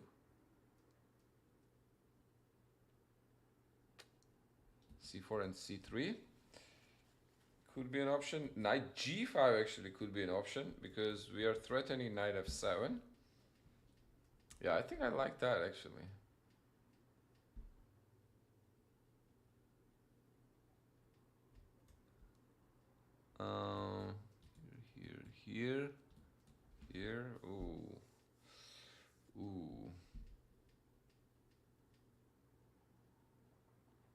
Not so easy. Not so easy. What if we just castle? What if we just castle, actually? What's wrong with that?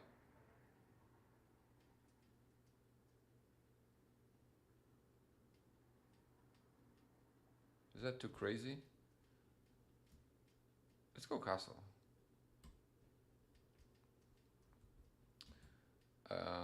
We don't have there. We could go here and here. Yes. Okay, now we can go here. We could take. No. Take. No take. No take. Queen here.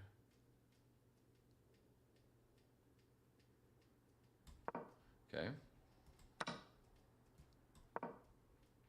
Oh, A3. All right. Rook here. Let's see.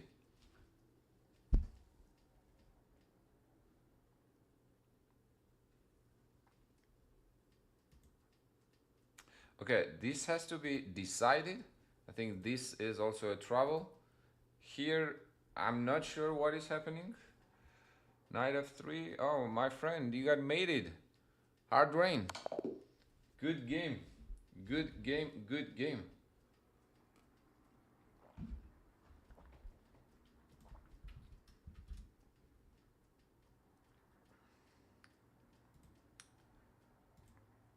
Okay, this one is there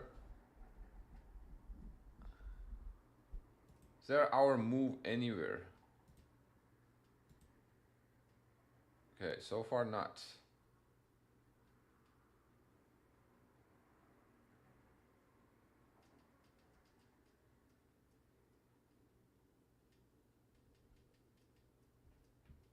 That's a very high praise, Patrick.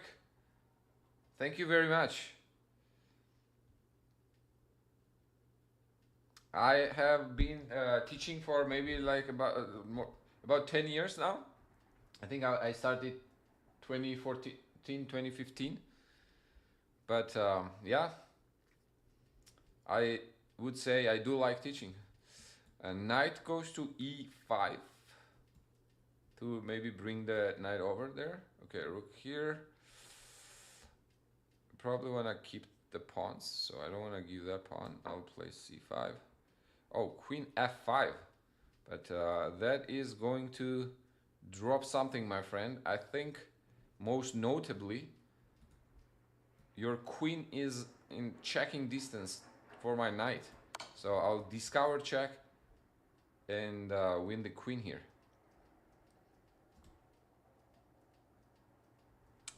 Okay, Frikaru chooses to keep pushing the pawns. What do we do about that? Okay, we are threatening rook g7. Now if king goes up, he may get in trouble. But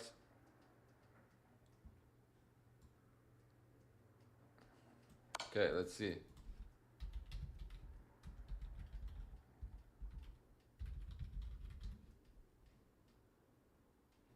Now if king were to go up, I think he may get in trouble.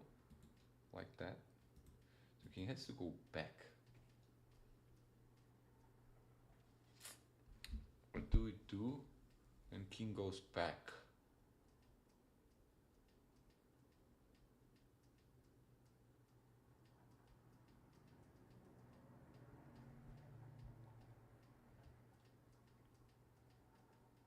Check. King goes again back. Then check. King back.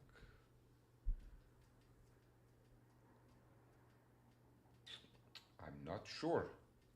Okay, he wants to trade. I think trade is okay with us, right? Yeah.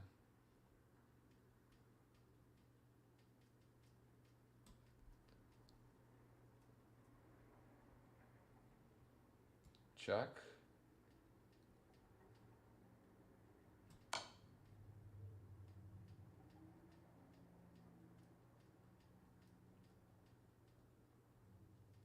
Oh, Schmoopy, you are in Dallas too? Very nice, my friend. I'm in the around Colony area. Which part of Dallas? Nice meeting you. Okay, we could take this guy and then probably run the H pawn. How does that sound for a plan? We take there, then check, and then we try to run this pawn.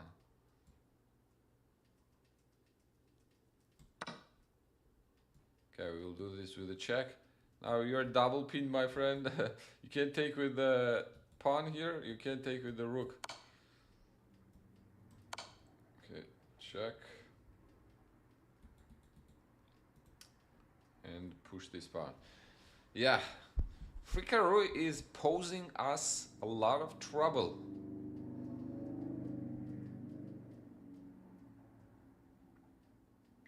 What do we do?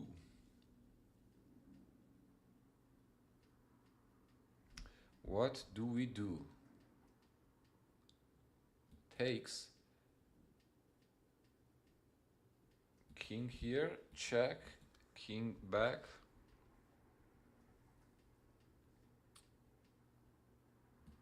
Maybe g5 move, but he promotes.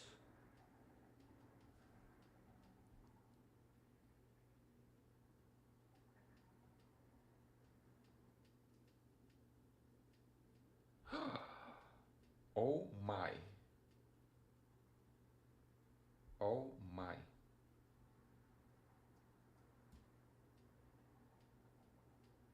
Takes. Okay, here we are getting low on time. So we gotta play more efficiently. Let's go knight there. Do we have a check here? Or we just go, maybe we just go knight here. Knight c4. Yeah, what if we go knight c4? What is that pawn endgame?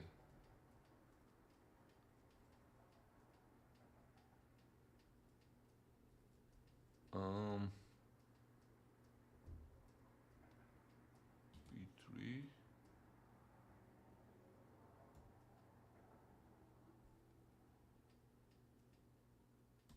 Okay. Check.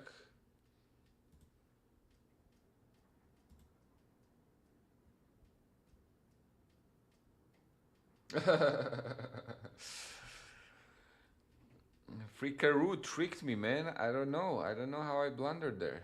Okay, do we go back and try to... I think it makes more sense to go towards the pawn, right? Yeah, I think so.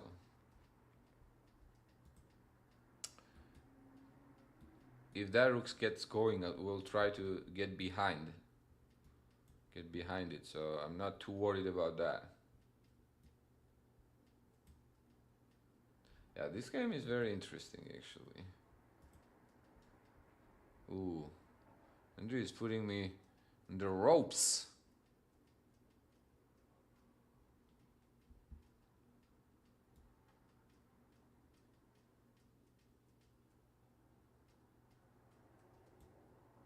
What's the push e5, huh? Okay, I have to play this move. b3 is a good move, my friend. It is a very good move. That's probably... okay, so takes. Then we go here, let's say.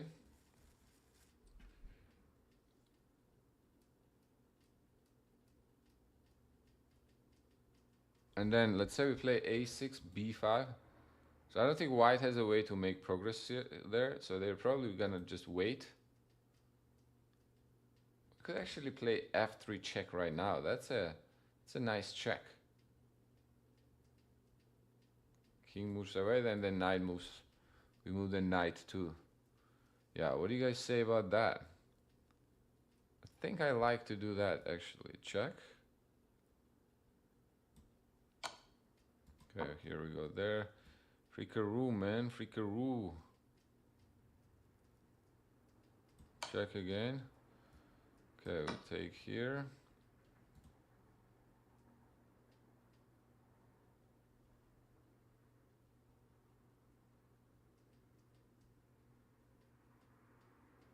Yes, 30-second increment. 30-second increment. So, hey, Ethan, it is going good. How are you? Hold on here. What are we doing here? He wants to promote, so we gotta stop that. So we gotta stop that like that, huh? Or do we go here? That's the question. Do we go here? There.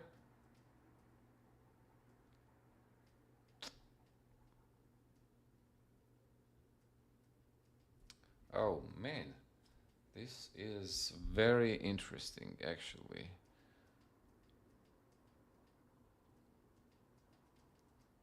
So if we go here, King G8 here, what is black going to do? You can't promote here. They have to play B2. Then I have to sacrifice?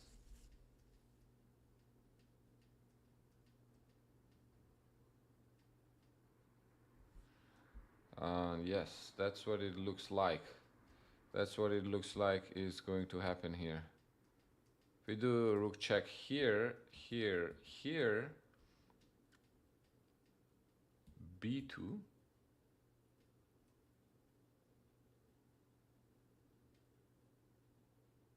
To go here, but then he has this check. Ooh.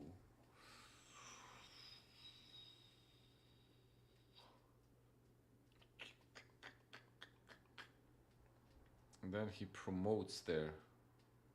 Okay, I have to make a move. And against Andrew, I am very low on time. So, okay. Oh, all right. Let's check. Check. Takes. Okay, in 2 of these games, I am very low on time. Let me play on those boards fast.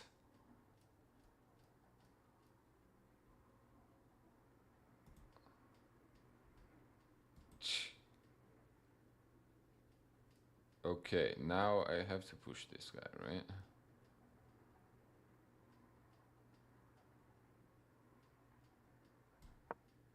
Oh, he sacked the piece. Okay. He sacked the piece back. I'll take that. I'm assuming he's gonna take with a rook now. We're gonna take probably on e6, right? Takes. Yeah, that's... He can go to the other side, which I'm not happy about, but I think I still... Pawn is a pawn. Yes, that is a very good move. That is a very good move. Good job, my friend. Good job. B2. Now he has a threat. If I do this, he wants to go here. Ay, ay, ay. If I go here... Yeah, okay, he just promotes. Never mind.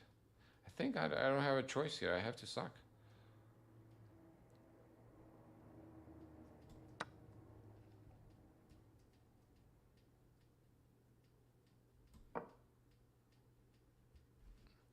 All right. Here. Here.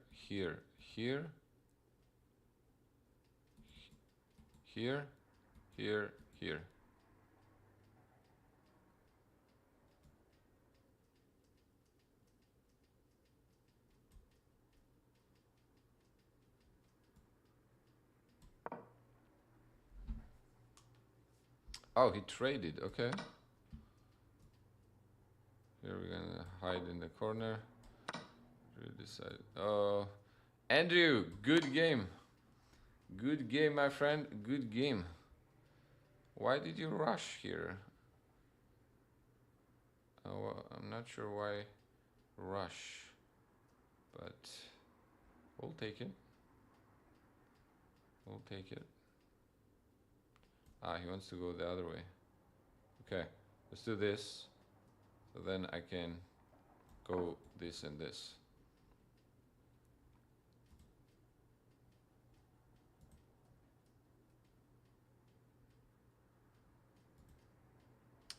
Okay, this must be decided. This must be decided. Think.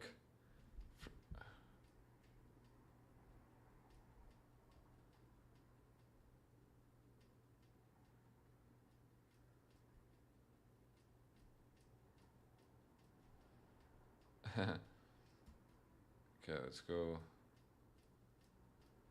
Let's go like this, and then d4.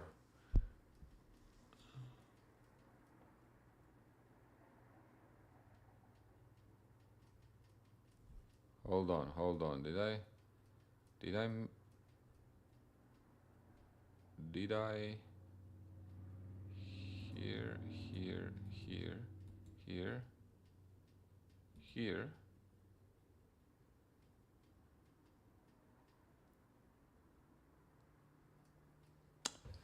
Uh-oh. Uh-oh. That might be trouble.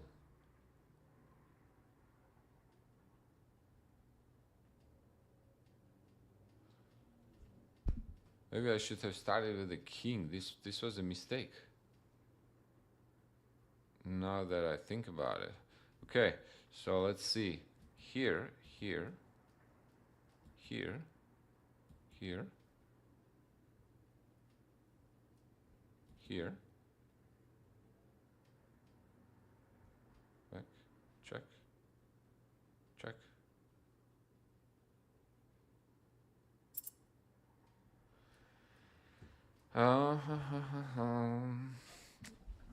Yeah, this is actually very unclear. Okay, we have to keep moving here. I think I'm gonna go like this. We go. Check, check.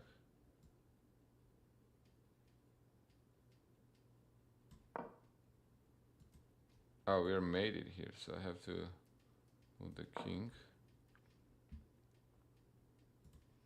Oh, there, I just... Okay, we're gonna try to promote the A pawn here, D2. Yeah, this is the game that is giving us the trouble. H7. Here, here. There. It's no good. So yeah, I have to push. Push. Okay, here I think this pawn is gonna decide. A pawn. Oh, I forgot you could take there, but I can block it luckily.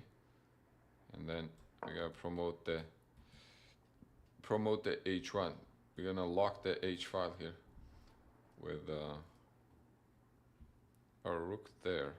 Going for the A2 pawn. Okay, I'm gonna go for your C7 pawn there.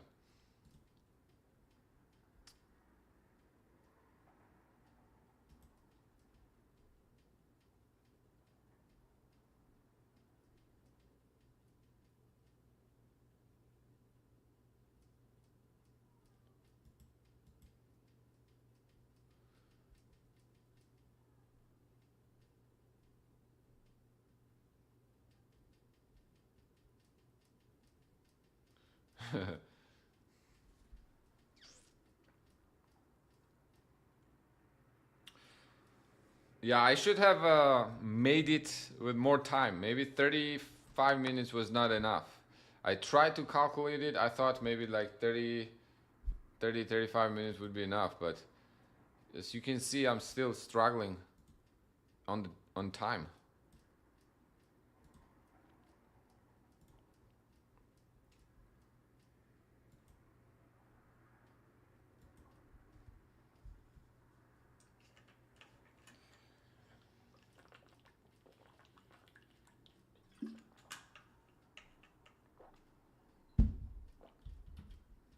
Ooh.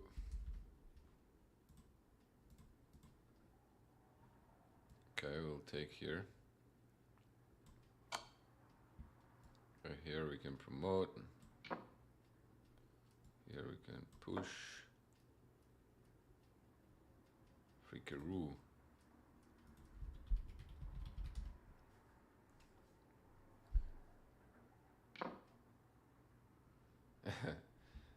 Good game, Andrew. Good game. Oh, you promoted. Freakaroo could have defended. Okay, now I'll just take it. Okay, we could push the pawn. Takes here. King moves on e2.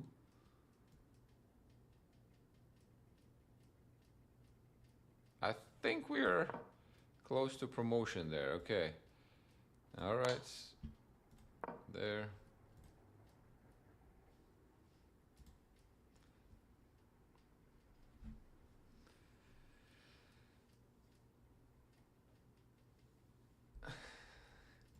Andrew, if you want to wait for a little bit, we could review the games.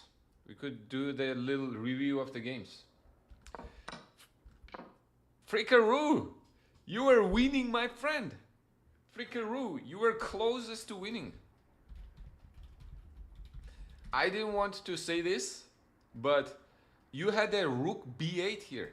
So I'm threatening the checkmate, right? With these 2 pawns. I'm threatening the checkmate from the 8th rank. You can move the rook back on b8.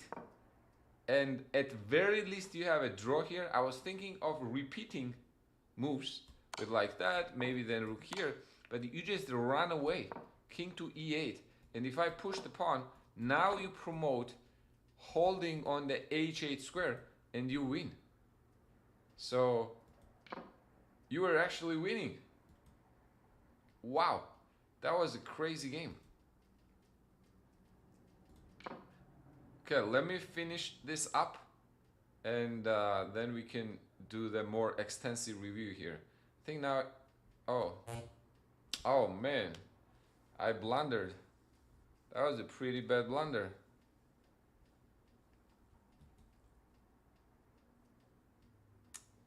Ay, ay, ay. Ay, ay, ay. This was a pretty bad blunder. I was thinking of maybe go... Okay, now we have to... Yeah, I don't think I have a choice.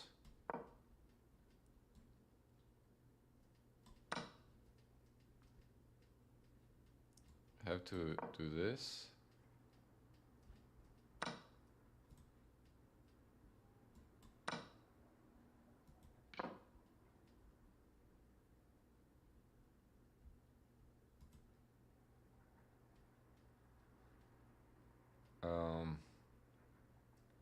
Where was that game?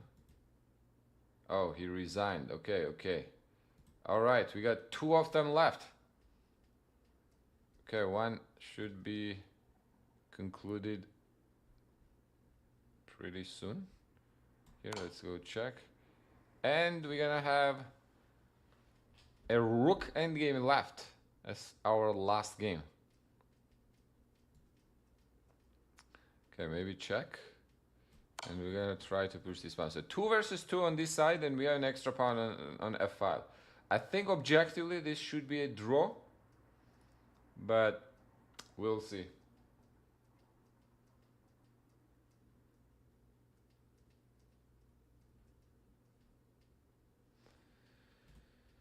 We will see.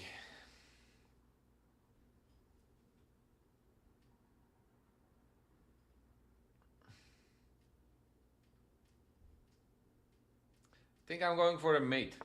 I don't think I'm gonna sack the queen. I think I'm gonna try to go for the mate.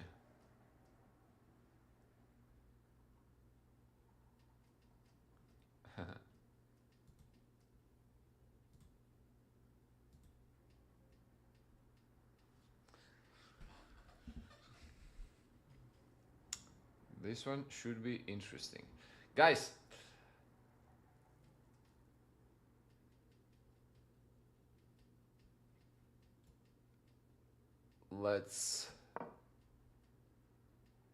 guys, what do you think actually for the future feedback? Should I try live stream like this here on YouTube, or should I try in the shorts format? Because I think in the shorts format Like how, if any of you are watching this from your phone, how does it look on your phone? Would you prefer to do it in the short format? Nice game, Fly. Nice game. Good game, my friend.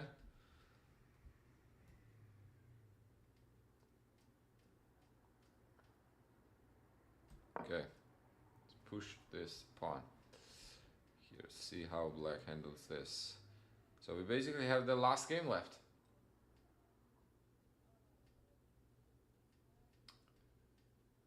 Well played, well played. Is it important to learn openings to get better? Or more middle game and end game? I would say definitely like calculation first. So middle game and end game, I would focus on more up to the rating of 1400, let's say. Okay. I think above, what, maybe like 1300, about what, somewhere around 1300 is the time you probably want to invest than your time in the openings as well. Yeah, it got tense towards the end in Frikaru's game, especially. Which one was Frikaru? From the chat here.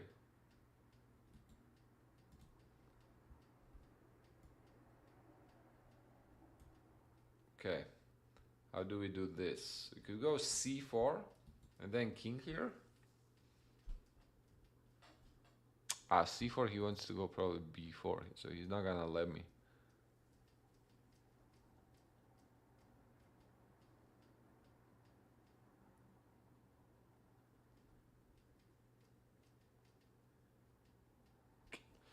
Maybe king d3 and king here.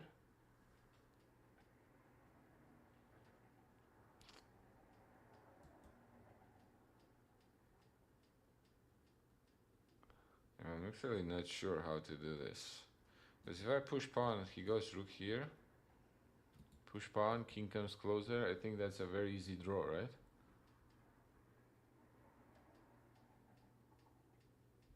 I could go c4, he goes b4. Because if pawn takes, then king c3 looks pretty good.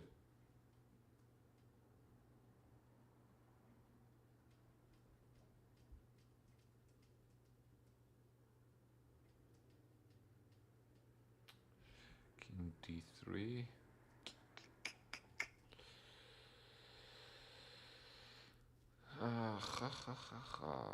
Okay, I'm not sure. I'm not actually sure what to do.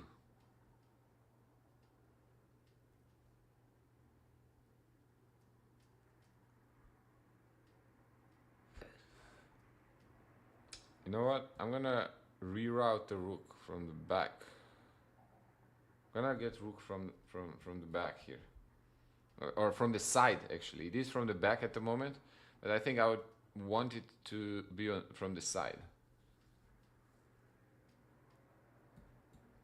So I have control of the fourth rank.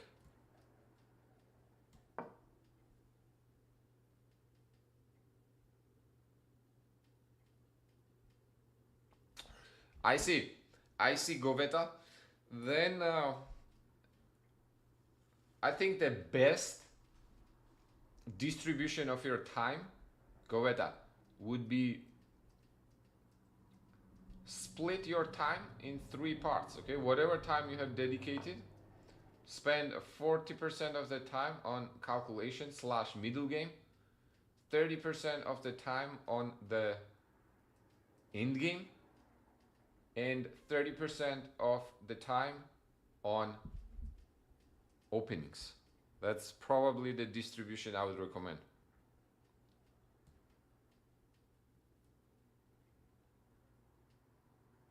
Okay.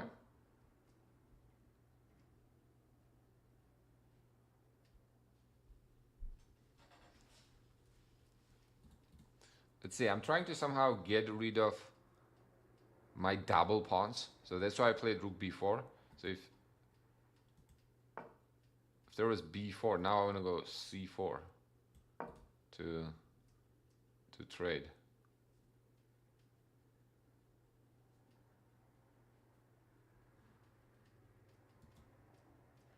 Of course, of course, of course. Good, good meeting you, Goveta.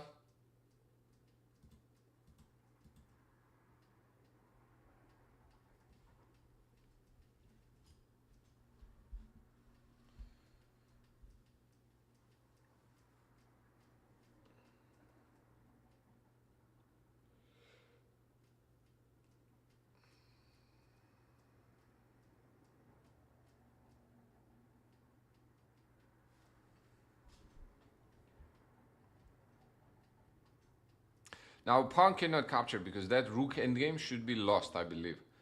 Excuse me, that pawn endgame should be lost. So takes there, rook takes b. Oh, he took. I thought this rook, this pawn endgame must be lost, no? If we take here, AB, king goes to c3, then this pawn has to be protected with probably b5. Then we go king b4 to attack the pawns. Then something like king c6 to defend it. And then we push this pawn. King will have to leave this queenside pawns to defend. And then we'll take both pawns. So I think my friend Andrew, you may have made a mistake. I think there you probably want to go a6.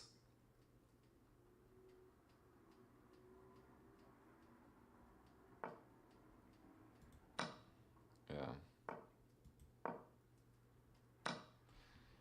You see, Goveta, actually, this is why you want to spend your time on endgames, learning endgames. Okay? It looks counterintuitive, kind of. A lot of people and a lot of arguments I hear is, oh, but I barely even get till the end game. Why do I need to learn end games? Well, how do you expect to be good with many pieces on the board if you're not good at playing with few pieces on the board? So you start with few pieces first, and then you move on to you add more complexity. So definitely learning end games, I think, is the fastest way to improvement.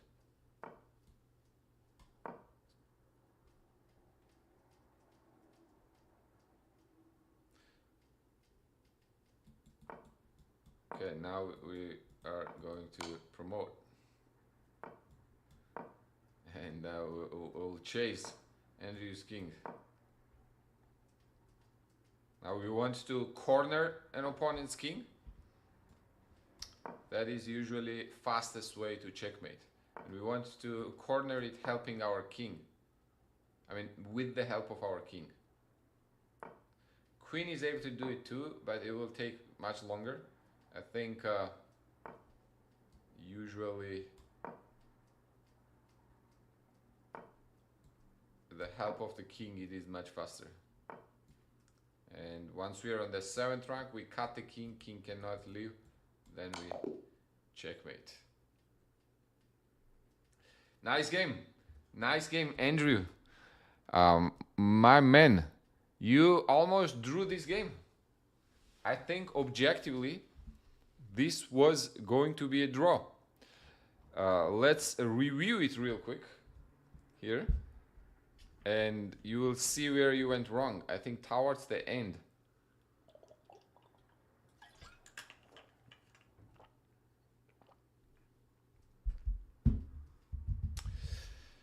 Towards the end, you had the chance to hold. Whew. Okay, this was 2 hours that passed very fast.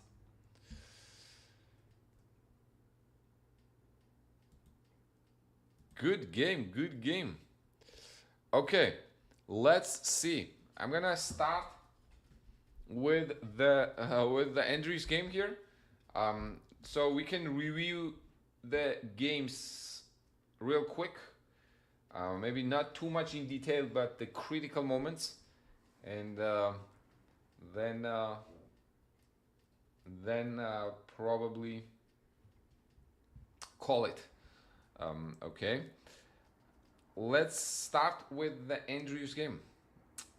Andrew, here. Let's see what is going on. So we started with the Owens defense here, knight f3, bishop d3, bishop b4, e5, knight to d5. I believe knight going to e4 is little superior, by the way, Andrew, because the point is after bishop d2, now you can take on d2. So white doesn't have, oops, you can take on d2, okay? And you get a bishop pair. And now actually computer says that this is actually good for you. So probably knight e4 slightly more favorable. Computer likes to sacrifice a pawn here and then go rook b1, but okay, if a pawn is sacrificed, then I think black at least as a pawn here, right? With knight d5, bishop d2, and takes here, I think now white gets a lot of space. Okay, this h4, rook h3 was probably not the best, but I thought that was interesting. Knight to c6, then takes on d6. We get rook g3 here to put the pressure on g6. Knight g5. Instead of f6, Andrew, apparently pawn to h6 would be a better move. Wow, f6 I thought was a blunder, but apparently it is not. Apparently knight takes h7 is actually a mistake because of what you did. Knight c7 or long castle. Wow, I didn't realize bishop takes g6. And why is that? Is that because my knight is trapped? That might be it. So then I probably do not really have a reason to be upset here. Okay, h5, knight e7. Oof, you apparently missed rook taking h7 and then taking on g3. But okay, that's not an easy tactic to see. And knight e5. Wow, that is so cool. Okay, knight d to e7.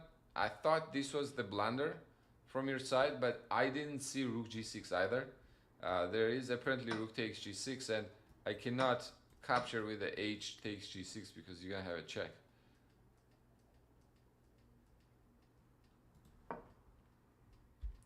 All right, knight back. Now this was the blunder, like just allowing me to consolidate here. Then I blundered back with this move here. When I moved back, I should have probably just take and move the bishop back, or oh no, then I would drop this pawn. Maybe just take and go castle, or computer is suggesting take and go knight h7. But all right, I moved the queen, then I blundered the piece here. I forgot that there was rook h1 and my back rank is in trouble. So I had to play down a piece. Apparently you have rook h5 here, takes, and oof. Here, queen e4 check, and you win the rook. Wow, that would be pretty cool. Let's sit down then. Okay, here you're up a piece. I think you should have opened up this diagonal with e5 and put the pressure on my king. I'm not sure what I would do if you did that. Probably e5 I would go king b2 to not give you a2 pawn. But then somewhere around here, okay, you gave me a piece back, then I took on e6, and this endgame seemed good for me, but I gave you a chance after blundering that d5 trick, knight e3, and the point is I can't take back with the bishop because king will take the rook on c7, right? So king goes to d2, and we are here now in the equal rook endgame. So check there, and this is a draw because my pawns, I have a double pawns, which basically counts as a one pawn, and you have two pawns, and one of them is a passer. So if you are able to trade your a7 pawn for my f4 pawn, that should be a draw. Okay, so I think that had to be your objective here. Maybe instead of rook a6, Andrew, going rook behind the pawn. Okay, rook always behind the pawn is preferred in rook endgames. Okay. I could probably do this, but then you stick with the c pawn. So now I will not be able to make progress here with this pawn. If I go rook b4, you probably just defend it. And then I'm not able to play c4 because this pawn is going to be hanging. So king e2, rook c1, and that would be a draw. Even here, I think you can still stay on the f pawn. I would probably play king e3, but then you can go rook c6, attack this guy, and then go back. If I go there, then you go back to f6. c4, and the final mistake of the game, definitely going for this pawn endgame. I think if you go a6, this is still a draw. Let's say it takes there, you take ab, and now let's say check, you probably go king e6 to stay on this pawn. Any pawn that is gonna get traded right now is gonna lead to a draw. Okay, now I know this is not easy. There are still some details, for example, like that rook. I'll still try to play for the win for sure, but if you just keep rooks on the board and manage to trade one of the pawns, it should be a draw. Now, I understand if you're not familiar with the rook endgames in general, it is very hard to process this. So this is why I would recommend study your endgame, guys. Studying endgames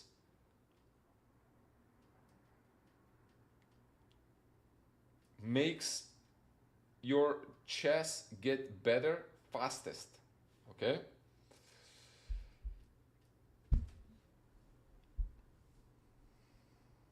But overall, Andrew, very nice game.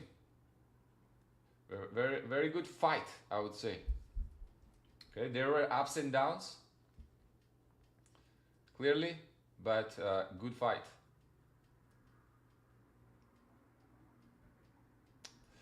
Okay, who else wanted to review the games? Andrew may have stepped away. But who else wanted to review their games? Man, I didn't realize, honestly. It didn't feel like we played for 2 hours, but now I feel tired.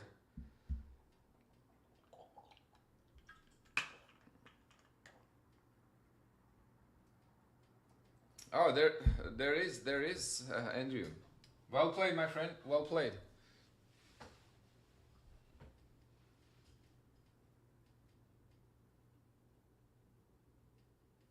Oh yes. Freaker Row. Okay, let's review Fly's game first. So Sohil. We just played SIMUL. We just played a few very we just played basically 1, 2, 3, 4, 5, 6, 7, 8 30-minute games. Okay, so I am pretty tired, honestly. What I would like to do first, let's review the games, and then at the end, if you want to get in the game after we are done reviewing games, we can play one.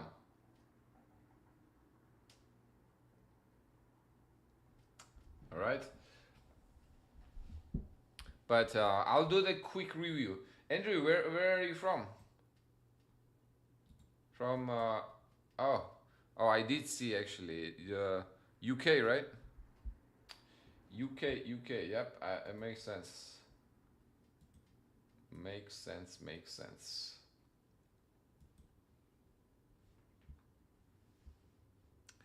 Yes, very nice game, my friend. Very good fight. Fly, let's see your game now. What happened here? Fly, you played very well, actually. So, knight of 3 e6. Let's see, bishop g5, c5. This is all good. One thing I would recommend, there is no need to give up your dark squared bishop on f6 here when you captured on f6. If you're worried that you want to play e4, you can prepare e4 without capturing on f6. So I think bishop here just takes away some activity from white. All right, but still very standard. Here takes, we traded a lot of things here, and after trading the queens as well, we are in the equal endgame here, right? E5, then knight moves away, knight goes to c6 to defend it. I think this is good so far. We're still around equal position here, with the slight difference that black has a pawn majority on the king side, while white has a pawn majority on the queen side. Right? Basically, whoever is able to get active with their pawns, with their pawn majority, is most likely gonna have a better position. Right? So I think that's why I tried pushing that pawn as fast as I could here, f5 and then e4. So this was fine, e4, let's say g3, g5, king e2. Okay, looks like gradually your position got worse. Now let's see what computer says. What could you have done better here, right?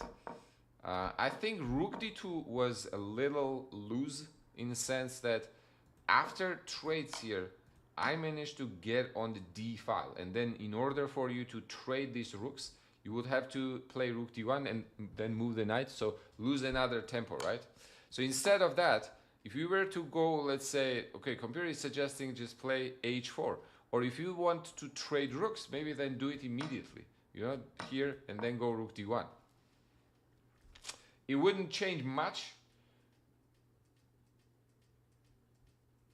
It wouldn't change much, but those few tempos do matter. Those few tempos were what allowed me to create a passer there with f4 and get active with f5, e4, and f4, as we saw later in the game, right? So that was the one element why your position, I think, here got a little passive. Takes, apparently knight e5, and suddenly you end up in trouble here. So apparently after king d5, this knight e5, this is already lost. Okay, your position is already difficult.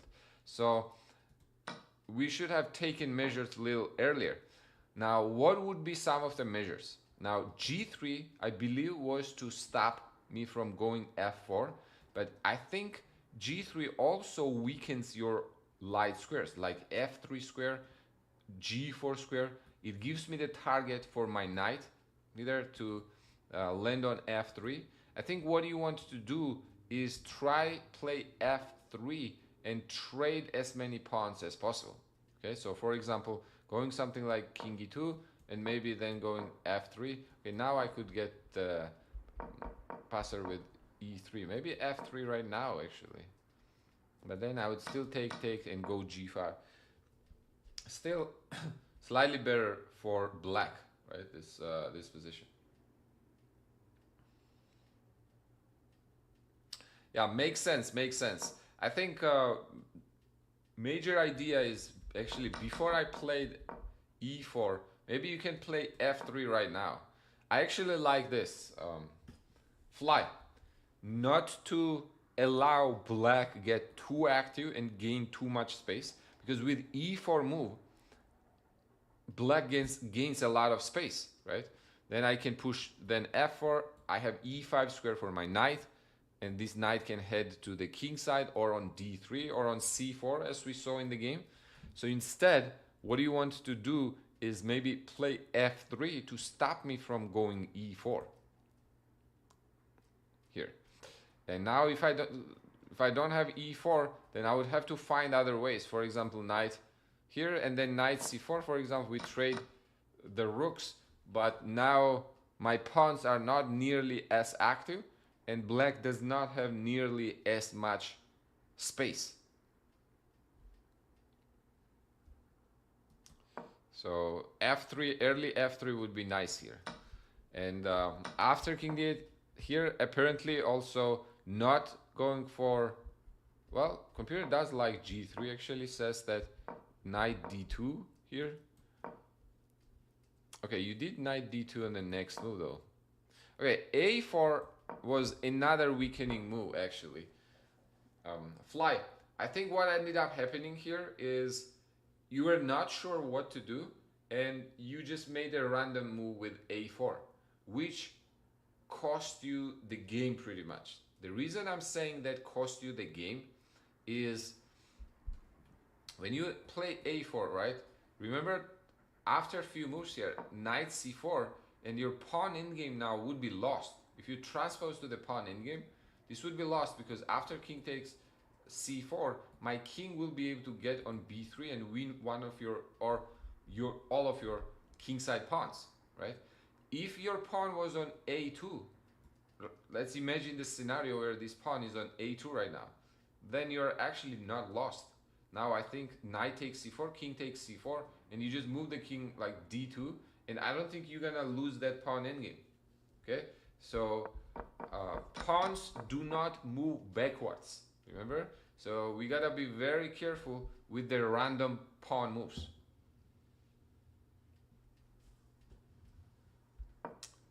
All right, a4, yeah, then king d5, then I think after this it was over because now I have a space advantage in the center here with e4 and f4 pawns, and I also have a target which is the weak queen side.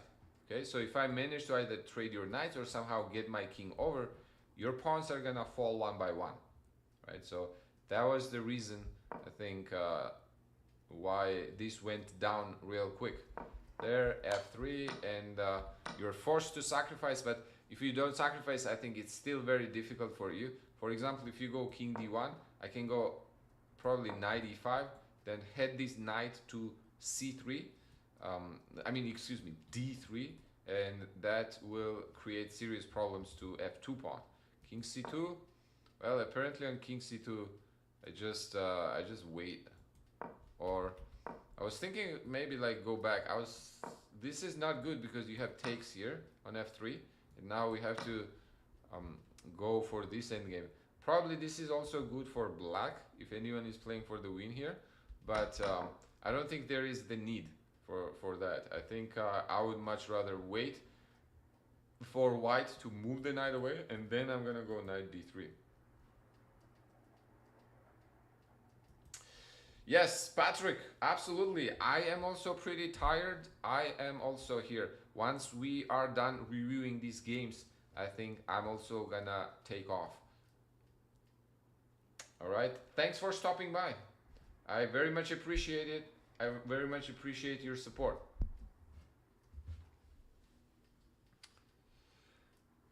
So yeah, knight f3. I think after this, this endgame was pretty hopeless. We are not really. I think we're not able to here. This knight is too much, and my pawns. So that was the game. Overall, I think fly, very even game until the end. You held on your own. So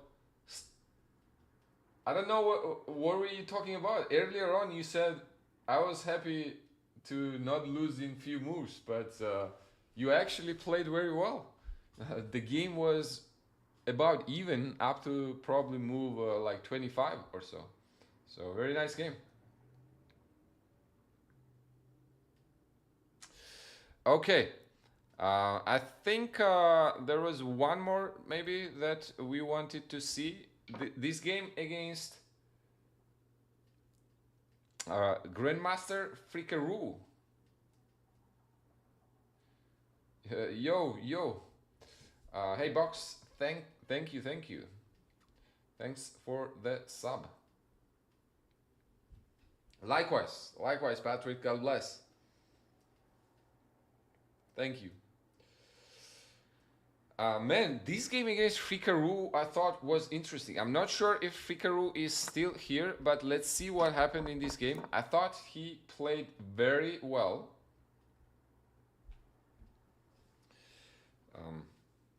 Sai, was that you actually, Grandmaster Fikaru? Thank you. Thanks again, Andrew. And let's go to 5,000. Next checkpoint at 5,000. All right. All right. Let's see this game against Grandmaster Fikaru. So game started as Petrov defense. I chose the d4 line. Knight e4 is the theory. D takes e5. d5 is also theory. Here, bishop c5 is also very interesting. This can get very theoretical. There are actually crazy lines. Bishop there, knight takes f2, bishop takes f7, king takes f7, queen d5, checking the bishop and the king.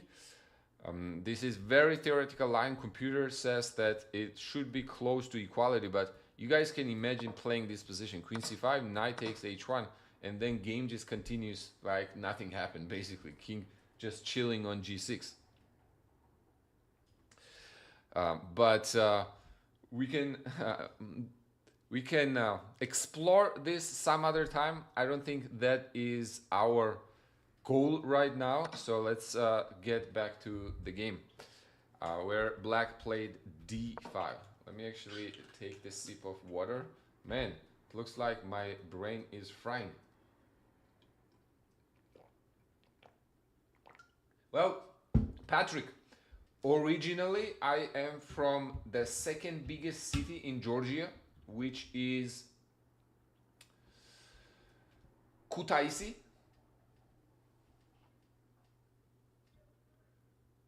But when I was 13 years old, I moved to Tbilisi because there were very few chess tournaments in my city and few people playing chess in general. So I moved to capital city Tbilisi.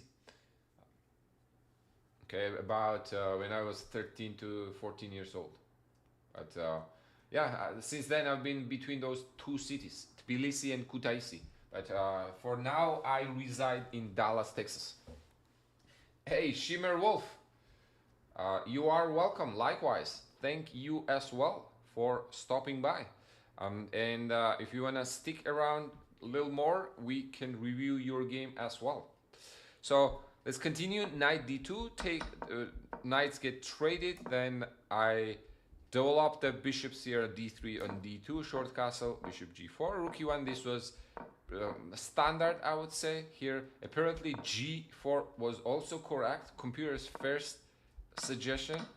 Queen to d3. Normally we would not want to weaken our king side like that with g4, but practically speaking, black does not really have a way to exploit that king side weakening. Okay, so what I mean by that is if black had a way to attack this pawns immediately, then yes, that would not be a good idea. But since that is not the case, now it's not a big deal. Queen d3, then queen moves back, and now obviously we have a first blunder of the game, taking on a2. Okay, now apparently computer says queen d5 would be better, but okay, I tried to trap that guy on a2 with c3. This is a very standard trap for the knight, okay? Something probably to remember for the future, not to fall for. You may remember the famous Fischer-Spassky game, okay? That was the big deal around 1972 in game 2. Robert Fischer, I think, purposely went for that kind of capture. It was a bishop on h2 and then g3, and basically bishop got trapped on h2, but many people said that he did that on purpose. He basically lost on purpose, okay, to give a handicap to Spassky. But all right, that is another historical perspective here. Rook goes to a1. I think instead of rook a1 immediately, it would be better for me to move something like queen c2 and then trap this rook. But all right, I went immediately there, and after knight b4, I think I have to give up my rook. Well, take on b4 and take two minor pieces for a rook. I thought I was winning a rook, so that's what I mean. I'm basically giving up now in exchange, right? Apparently, Compare is suggesting e6 would still be winning, and if you take there, now take there, and then go queen d3 if you take there. I guess the point of e6 is I'm weakening black's queen side, king side. So that actually does make a lot of sense. Instead, what I did was take there and just move the queen up. White is still better because I have two minor pieces for a rook. And yes, black does have two pawns for it, but there are no open files on the board. So black will not be able to use that rook at all, pretty much. Okay, so rook goes to c1 here. I think b5 was also a little weakening because it allowed me to land my rook on the outpost here. Then I played knight d4, but apparently now this is actually a mistake. Knight d4 was a mistake. I should have gone bishop e3 and still maintain a big advantage, maybe then go bishop d4, but I did not see that black could get these pawns pushing that fast. So apparently now I'm in trouble.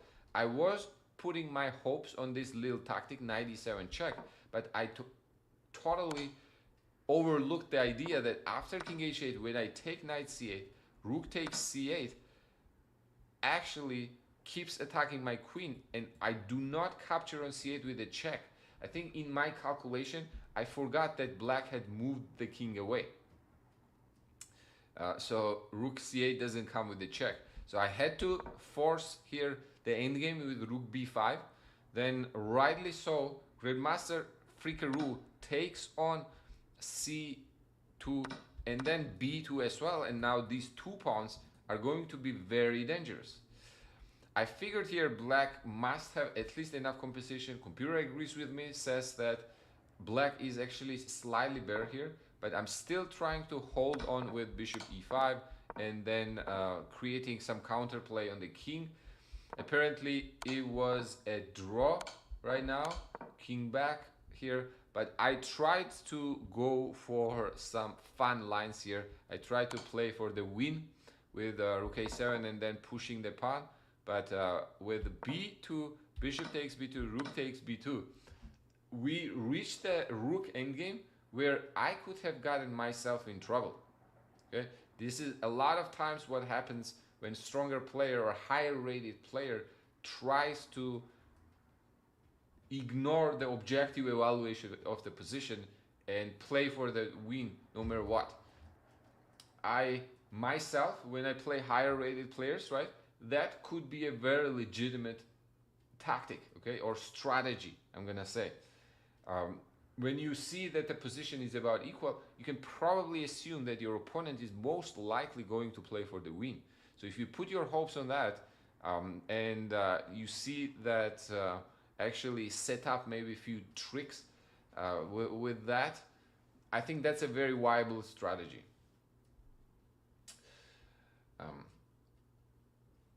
Rook takes b2 here, then I started pushing my pawn, he starts pushing his pawns, then again we have a pawn race here, and apparently this was the critical moment here. I should have claimed the draw with the perpetual check, a8 and a7, but I tried to spice things up with h6 and then go g6, threatening the checkmate on the back rank. This now is very risky because if Grandmaster Frikaru found rook to b8, this position is winning for black.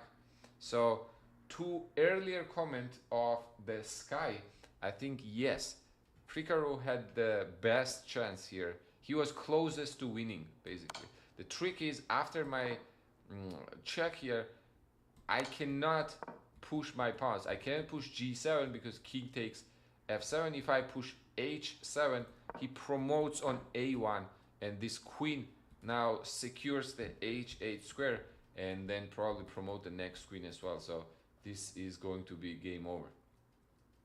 All right. What a chance! What a miss by Fricaru. I wonder actually if he was in the chat at all. So he promoted the a1 here. I think rushed a little bit. There was no need to play that fast there. Takes with the rook, and after this is just decided because g7, rook check, and I'm promoting with checks. And if I'm the first one to promote, then there's no way that king is gonna survive. What a game! What a game! Oh yeah, I went to your hometown. It was a short hop from our vacation location in Batumi. Georgia is wonderful. Not because you're from, but the Georgians are really nice people. Thank you very much. I agree, Patrick. I miss Georgia dearly. I have not been back in like 5 years. My family is still back, and I miss going over the seaside, like Batumi. Usually used to go every summer. And plus, Batumi from my city, Kutaisi, is only like 2 hours. So we used to go there quite a bit. And I'm glad actually you have visited. What a short world. Small world, I would say. Where are you from, Patrick?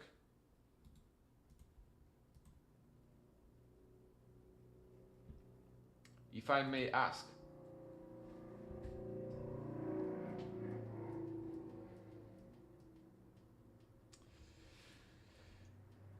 All right, that was yeah, probably game where I could have gotten in trouble. I think we had one more here in the chat. Shimmer Wolf. Let's see. Let's see what happened in our game. Oh, this was a very interesting game as well, which started as Jobava London. Oh yes, we can talk about your game too, Praise. So Jobava started as Jobava London here, then transposed into the French variation. I think opening phase you played pretty well here. Bishop c6, knight d7, queen e2. I also liked your long castle threats. Or I would say strategy, not really a threat.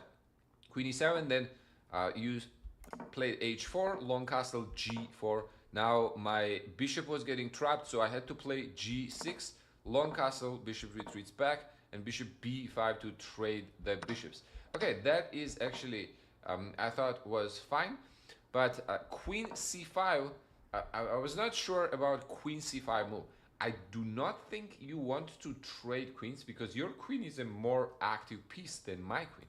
Okay, so why trade? I think you should continue your kingside expansion, maybe with h5, threatening to go h6 and g5, make my bishop uncomfortable by forcing it away. Like back to f8. So you played queen c5. I thought that was a little off, but queen takes c5, d takes c5, and I think after knight d5 here, you especially taking with the pawn. I would probably prefer to take with the knight. You're doubling your own pawns on the c file. Why? In the end game, double pawns are always liability. So I don't think you want to double up your pawns voluntarily. You know, and you could have taken with the knight. Hey, okay, we got new faces. Looks like Ktij, what's going on? Hello, hello, and Sohil from Iran.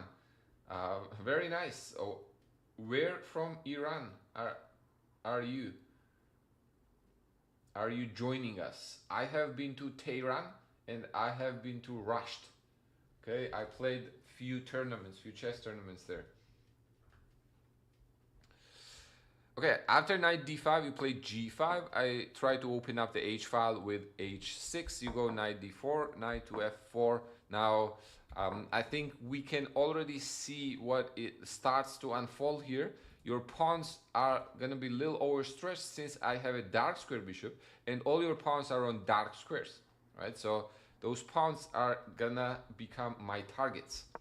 You push c6 here, and then that leads to losing a pawn, right? I win the pawn on d4. I think somewhere around here was where it went wrong for you, right? Then you played f4, I played h5. Apparently computer says that take on h6 and then go knight g5. I think what is really important here is to create some sort of counterplay. The way it continued in the game, you're not able to create pretty much any counterplay after h5. If you take on h6, knight g5, maybe you put the pressure on the f7 pawn.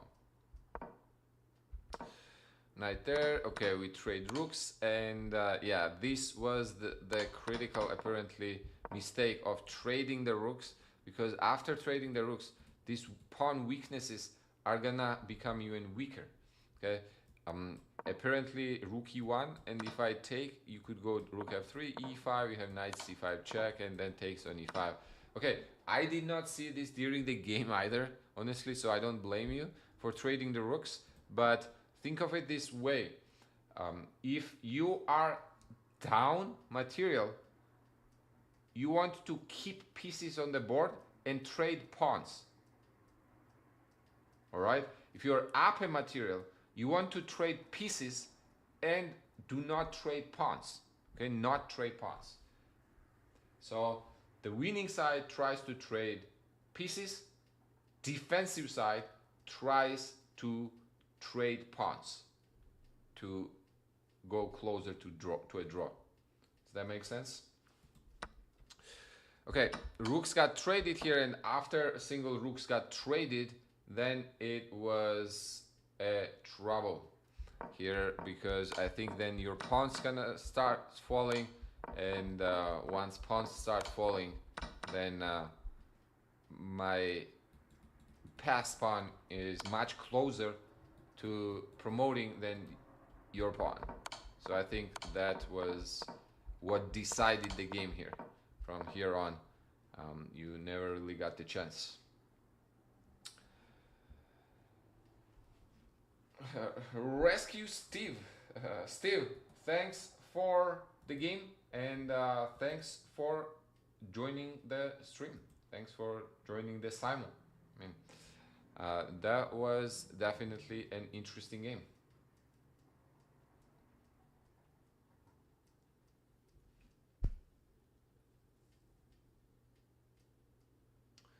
Went to see an old cathedral, can't remember the name. I'm in the Montreal, Canada, and I'm Eastern Orthodox member. Oh, okay. Georgia was a safe location to visit in 2000 compared to... Yep, absolutely, absolutely. Yep, I am very much familiar with... Oh, yeah, I'm also Eastern Orthodox, so we... yeah. That is, so we have the same religion. We believe in the same thing. Okay, that was a good game. Let's see one more. Ola, right? Ola, that was you. That is praise.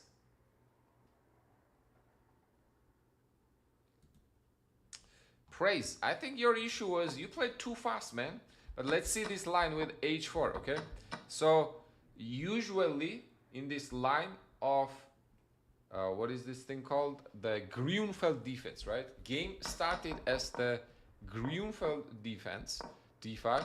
I capture on d5, knight takes d5. Now the main line is to go e4, and then knight c3 takes there, bishop g7, something like knight f3, c5, and black tries to put the pressure on the center, right? The white center. Now what I decided to do instead was h4, immediately making black's kingside uncomfortable. Now, praise. If you plan on playing Grünfeld, I think the rule of thumb is whenever they try to attack you on the side, you want to counter in the center. Okay, so Whenever they attack you with h4, you want to counter it with the center attack. Okay, that is not only Grunfeld. I think that is a general rule of thumb.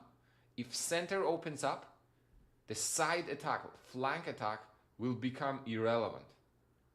Okay, so that's the idea behind opening up the center here. So c5 would be probably the strongest response, putting the pressure immediately on this d4 pawn. Now if I continue pushing this pawn on h4, then you can go bishop g7, actually putting the pressure on my d4 pawn, my center. Okay, so I can go h6 immediately, or putting the pressure on this. Now if I go e3, then yeah, knight c6, and apparently this is totally fine for you, or takes, and then knight c6, and black is probably slightly better here. Now let's see, you may be asking, but what if after c5 they take the pawn? Well, if they do take the pawn, you can take on c3, and this is going to be a great endgame for you, because in the endgame this h4, h5 now is not going to be as important. We take queen d8, king d8, b takes c3. White weakens their pawn structure here, and after, let's say, bishop g7, knight a6, white will not be able to defend both. I may be able to defend this c3 pawn. That's probably what I should do with bishop d2, but then you're gonna go knight a6, and I'm gonna lose c5 pawn. Your concern may be that you want to you don't want to lose castling rights with your king, but queens have been trading, and I do not have any pieces developed so far. So the fact that your king is in the center is not as relevant, because I don't have pieces to attack it. Does that make sense? So your king on d8 is fine. You're gonna take on c5, you're gonna get the bishop out, and then maybe like get that king to safety on c7, for example, or move the king up, bring the rook, and then do the artificial castle, secure that king on e8. Okay, so if you are looking for how to counter this, when they attack you on the side, you hit them in the center. That's the way to go. Okay. You played bishop f5 trying to stop e4, and then that kind of is exactly what I was hoping for here when playing h5, to put the pressure on your king side. And knight b4 now was a straight up mistake. I think we both know that you did not see e4. You played that move way too fast, within, I don't know, within the seconds. Okay, so slow down, especially in 30-minute games. You want to ask yourself a question. When I make this move, what is likely my opponent going to play? Okay? You always want to ask yourself that question. You never want to make a move blindly and not knowing what is likely opponent going to do. It's the same thing as when opponent makes a move, you want to ask yourself a question, what is the threat? Right? Those two things go hand in hand. On each move, you want to ask yourself, when an opponent makes a move, you want to ask yourself a question, what do they want? Why did they make that move? And number two is, when you're thinking of your own move, what are they going to do on it? Okay, what their response is going to be. Now, this may sound very basic for many, but the reason I am saying it again is I'm amazed with my students how often people make decisions based on inertia. Okay, what I mean by inertia is they are fixated on one particular move or one particular threat, okay? An opponent allows it and they immediately jump into it. Okay, I see this with my students over and over again. And I always tell them, slow down, man, slow down. Take your time, okay? Few seconds is not kind of very rare, unless you are playing a bullet game, but you should not be playing bullet games when you're trying to get better, like at early stages of your career.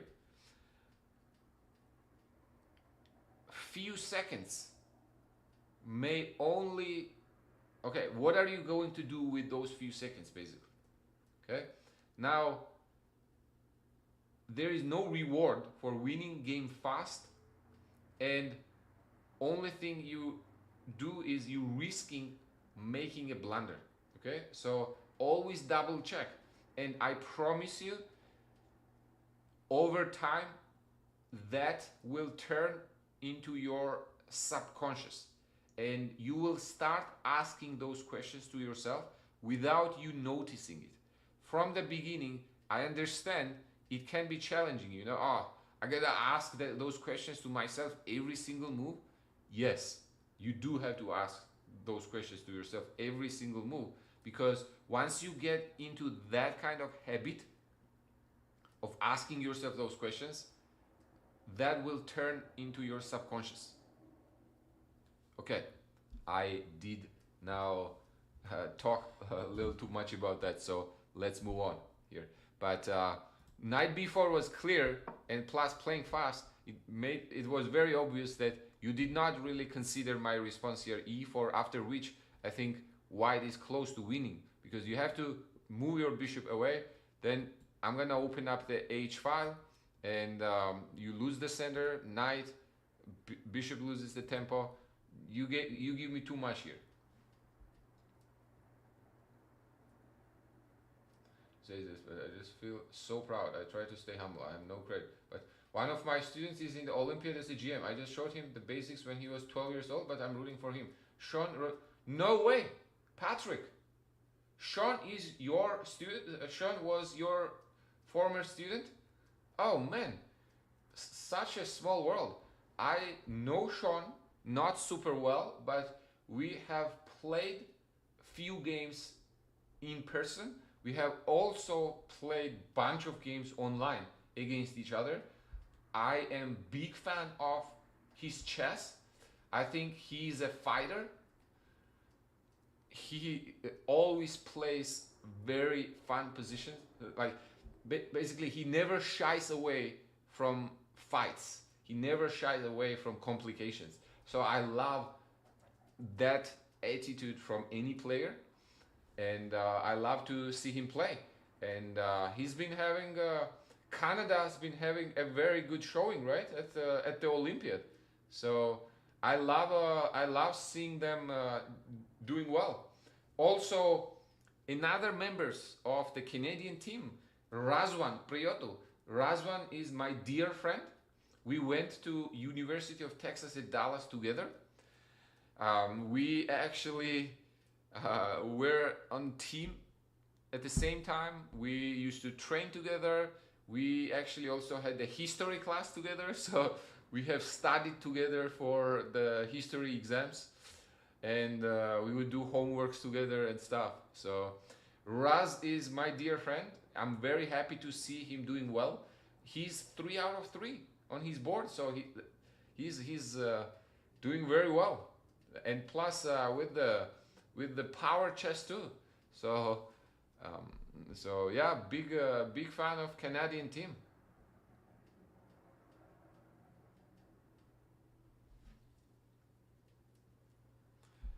And also Shiam, Shiam and me actually played. Man, we played the first World Championship. I've known Shiam since honestly, I don't even know. I think first World Championship I played was under 10 when I was 9 years old, and he played that tournament too. So pretty much, yeah, the Shiam Tavandiran. I hope actually I'm not mispronouncing his last name, but yeah, I don't know Nikolai Noritsin, but with the other team members, I'm actually very familiar. All right, cool. Let's return back to the game here to praise this game. So then you had to move your bishop away. You lost the center and a lot of tempos. Plus your knight here is gonna be in an uncomfortable situation. Your light squares are very weak. So from here on, I think you got yourself in trouble, my friend. Then queen b3, bishop d3. I played a long castle, managed to maintain the center. You do manage to castle, but that was for the cost of a pawn and this monster center. So now once I start pushing those pawns in the center, you're gonna be in trouble. And that culminated into losing a piece here after bishop g5 now. Obviously, I would say knight a5 is a blunder because that then allows bishop g5, 2 moves later on. But I think your situation was very difficult already. Okay, knight going maybe to a6. But okay, I probably push d5. Your position is already very difficult as it is at this point. Okay, and then kind of the rest was captures. But if I could point to one thing, my friend, praise. Slow down. No one rewards you for playing fast. Okay, I'm not talking about here procrastination and taking like forever on each move, but you played way too fast. Look at your time consumption and look at my time consumption. Now I took a lot of time for explaining things, obviously, but even if that was not the case, you played way too fast. You played 2 minutes maybe on the entire game here. Okay, so I'm not saying take extra like 2 minutes on each move, but run your mind through those questions. Okay, what does my opponent want? What are they likely going to respond my move with?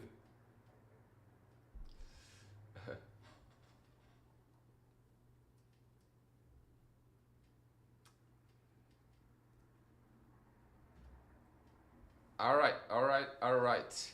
That was the game with praise. Good game, my friend. Good game. Slow down. Take your time. Okay. And I promise you, that can only serve you good. Double check here, for example. If you double checked here before going knight b4, what is my opponent going to do? I'm pretty sure you would have seen e4. And then you would probably have made a different decision, like go c5 or knight c6 maybe here. And you're back to your position is not nearly as bad.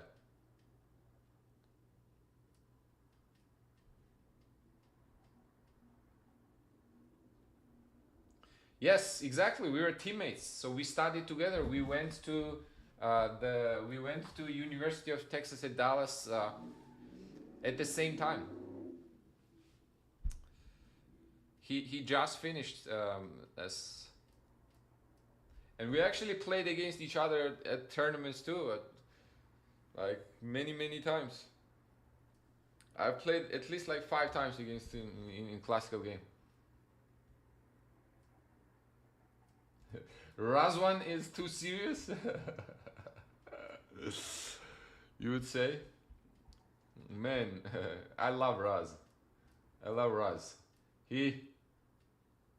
I love his like he's not gonna say one extra word. Like he will say things right to the point, not an extra single word. Okay, he's not straight to business. All right, one more game, right? I think we were going to review, I believe. Or was that thank you. I am very happy to hear that you guys are enjoying it.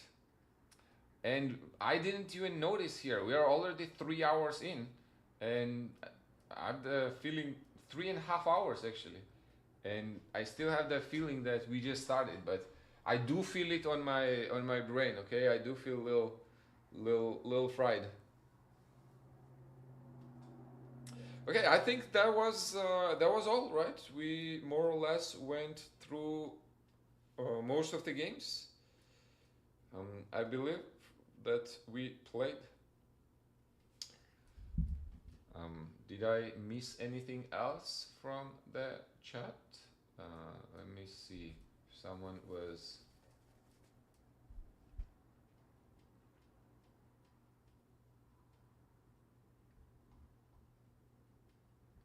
Yeah, I don't think so. Okay, then Sohil, if you want to play the last game, we can do so, and then I'm probably gonna take off. People at UK here, Andrew, and who was from UK also? Fly is also UK. I'll let them get some rest. I know it is almost midnight there already, so we can play the last game if you want, and then I'll call it a day. But before people start taking off, I want to thank you again for being here. You could have been doing anything else and you chose to be here, so I very much appreciate it. I very much appreciate your support uh, on celebrating this milestone with me, and definitely gives me a lot of motivation to do more and come up with more content, and in general be more involved with this community. So far this YouTube journey has been a blessing, and I hope to keep keep finding the motivation to do more.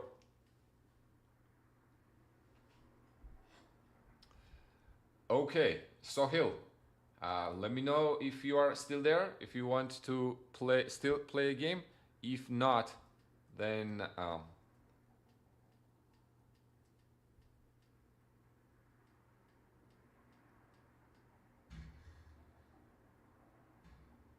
yes, Zura would be, so yeah.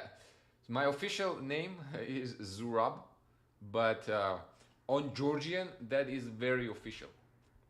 Okay, that basically you would call that like with Mister. Okay, so I go with Zura. All my friends call me Zura.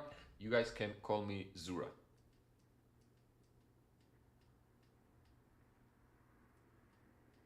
Yes, either one is good. Either one is good. Okay, I don't think Sohail is still here. So that being said, then I think I'm gonna take off. Thanks again for stopping by, spending your time with me, and I look forward to many more. Cheers, guys. Peace and love. Okay, much love from Dallas, Texas.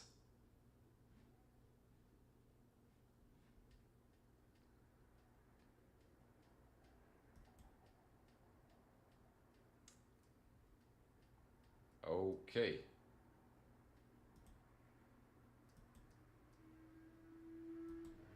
Take care, guys. Have a good day.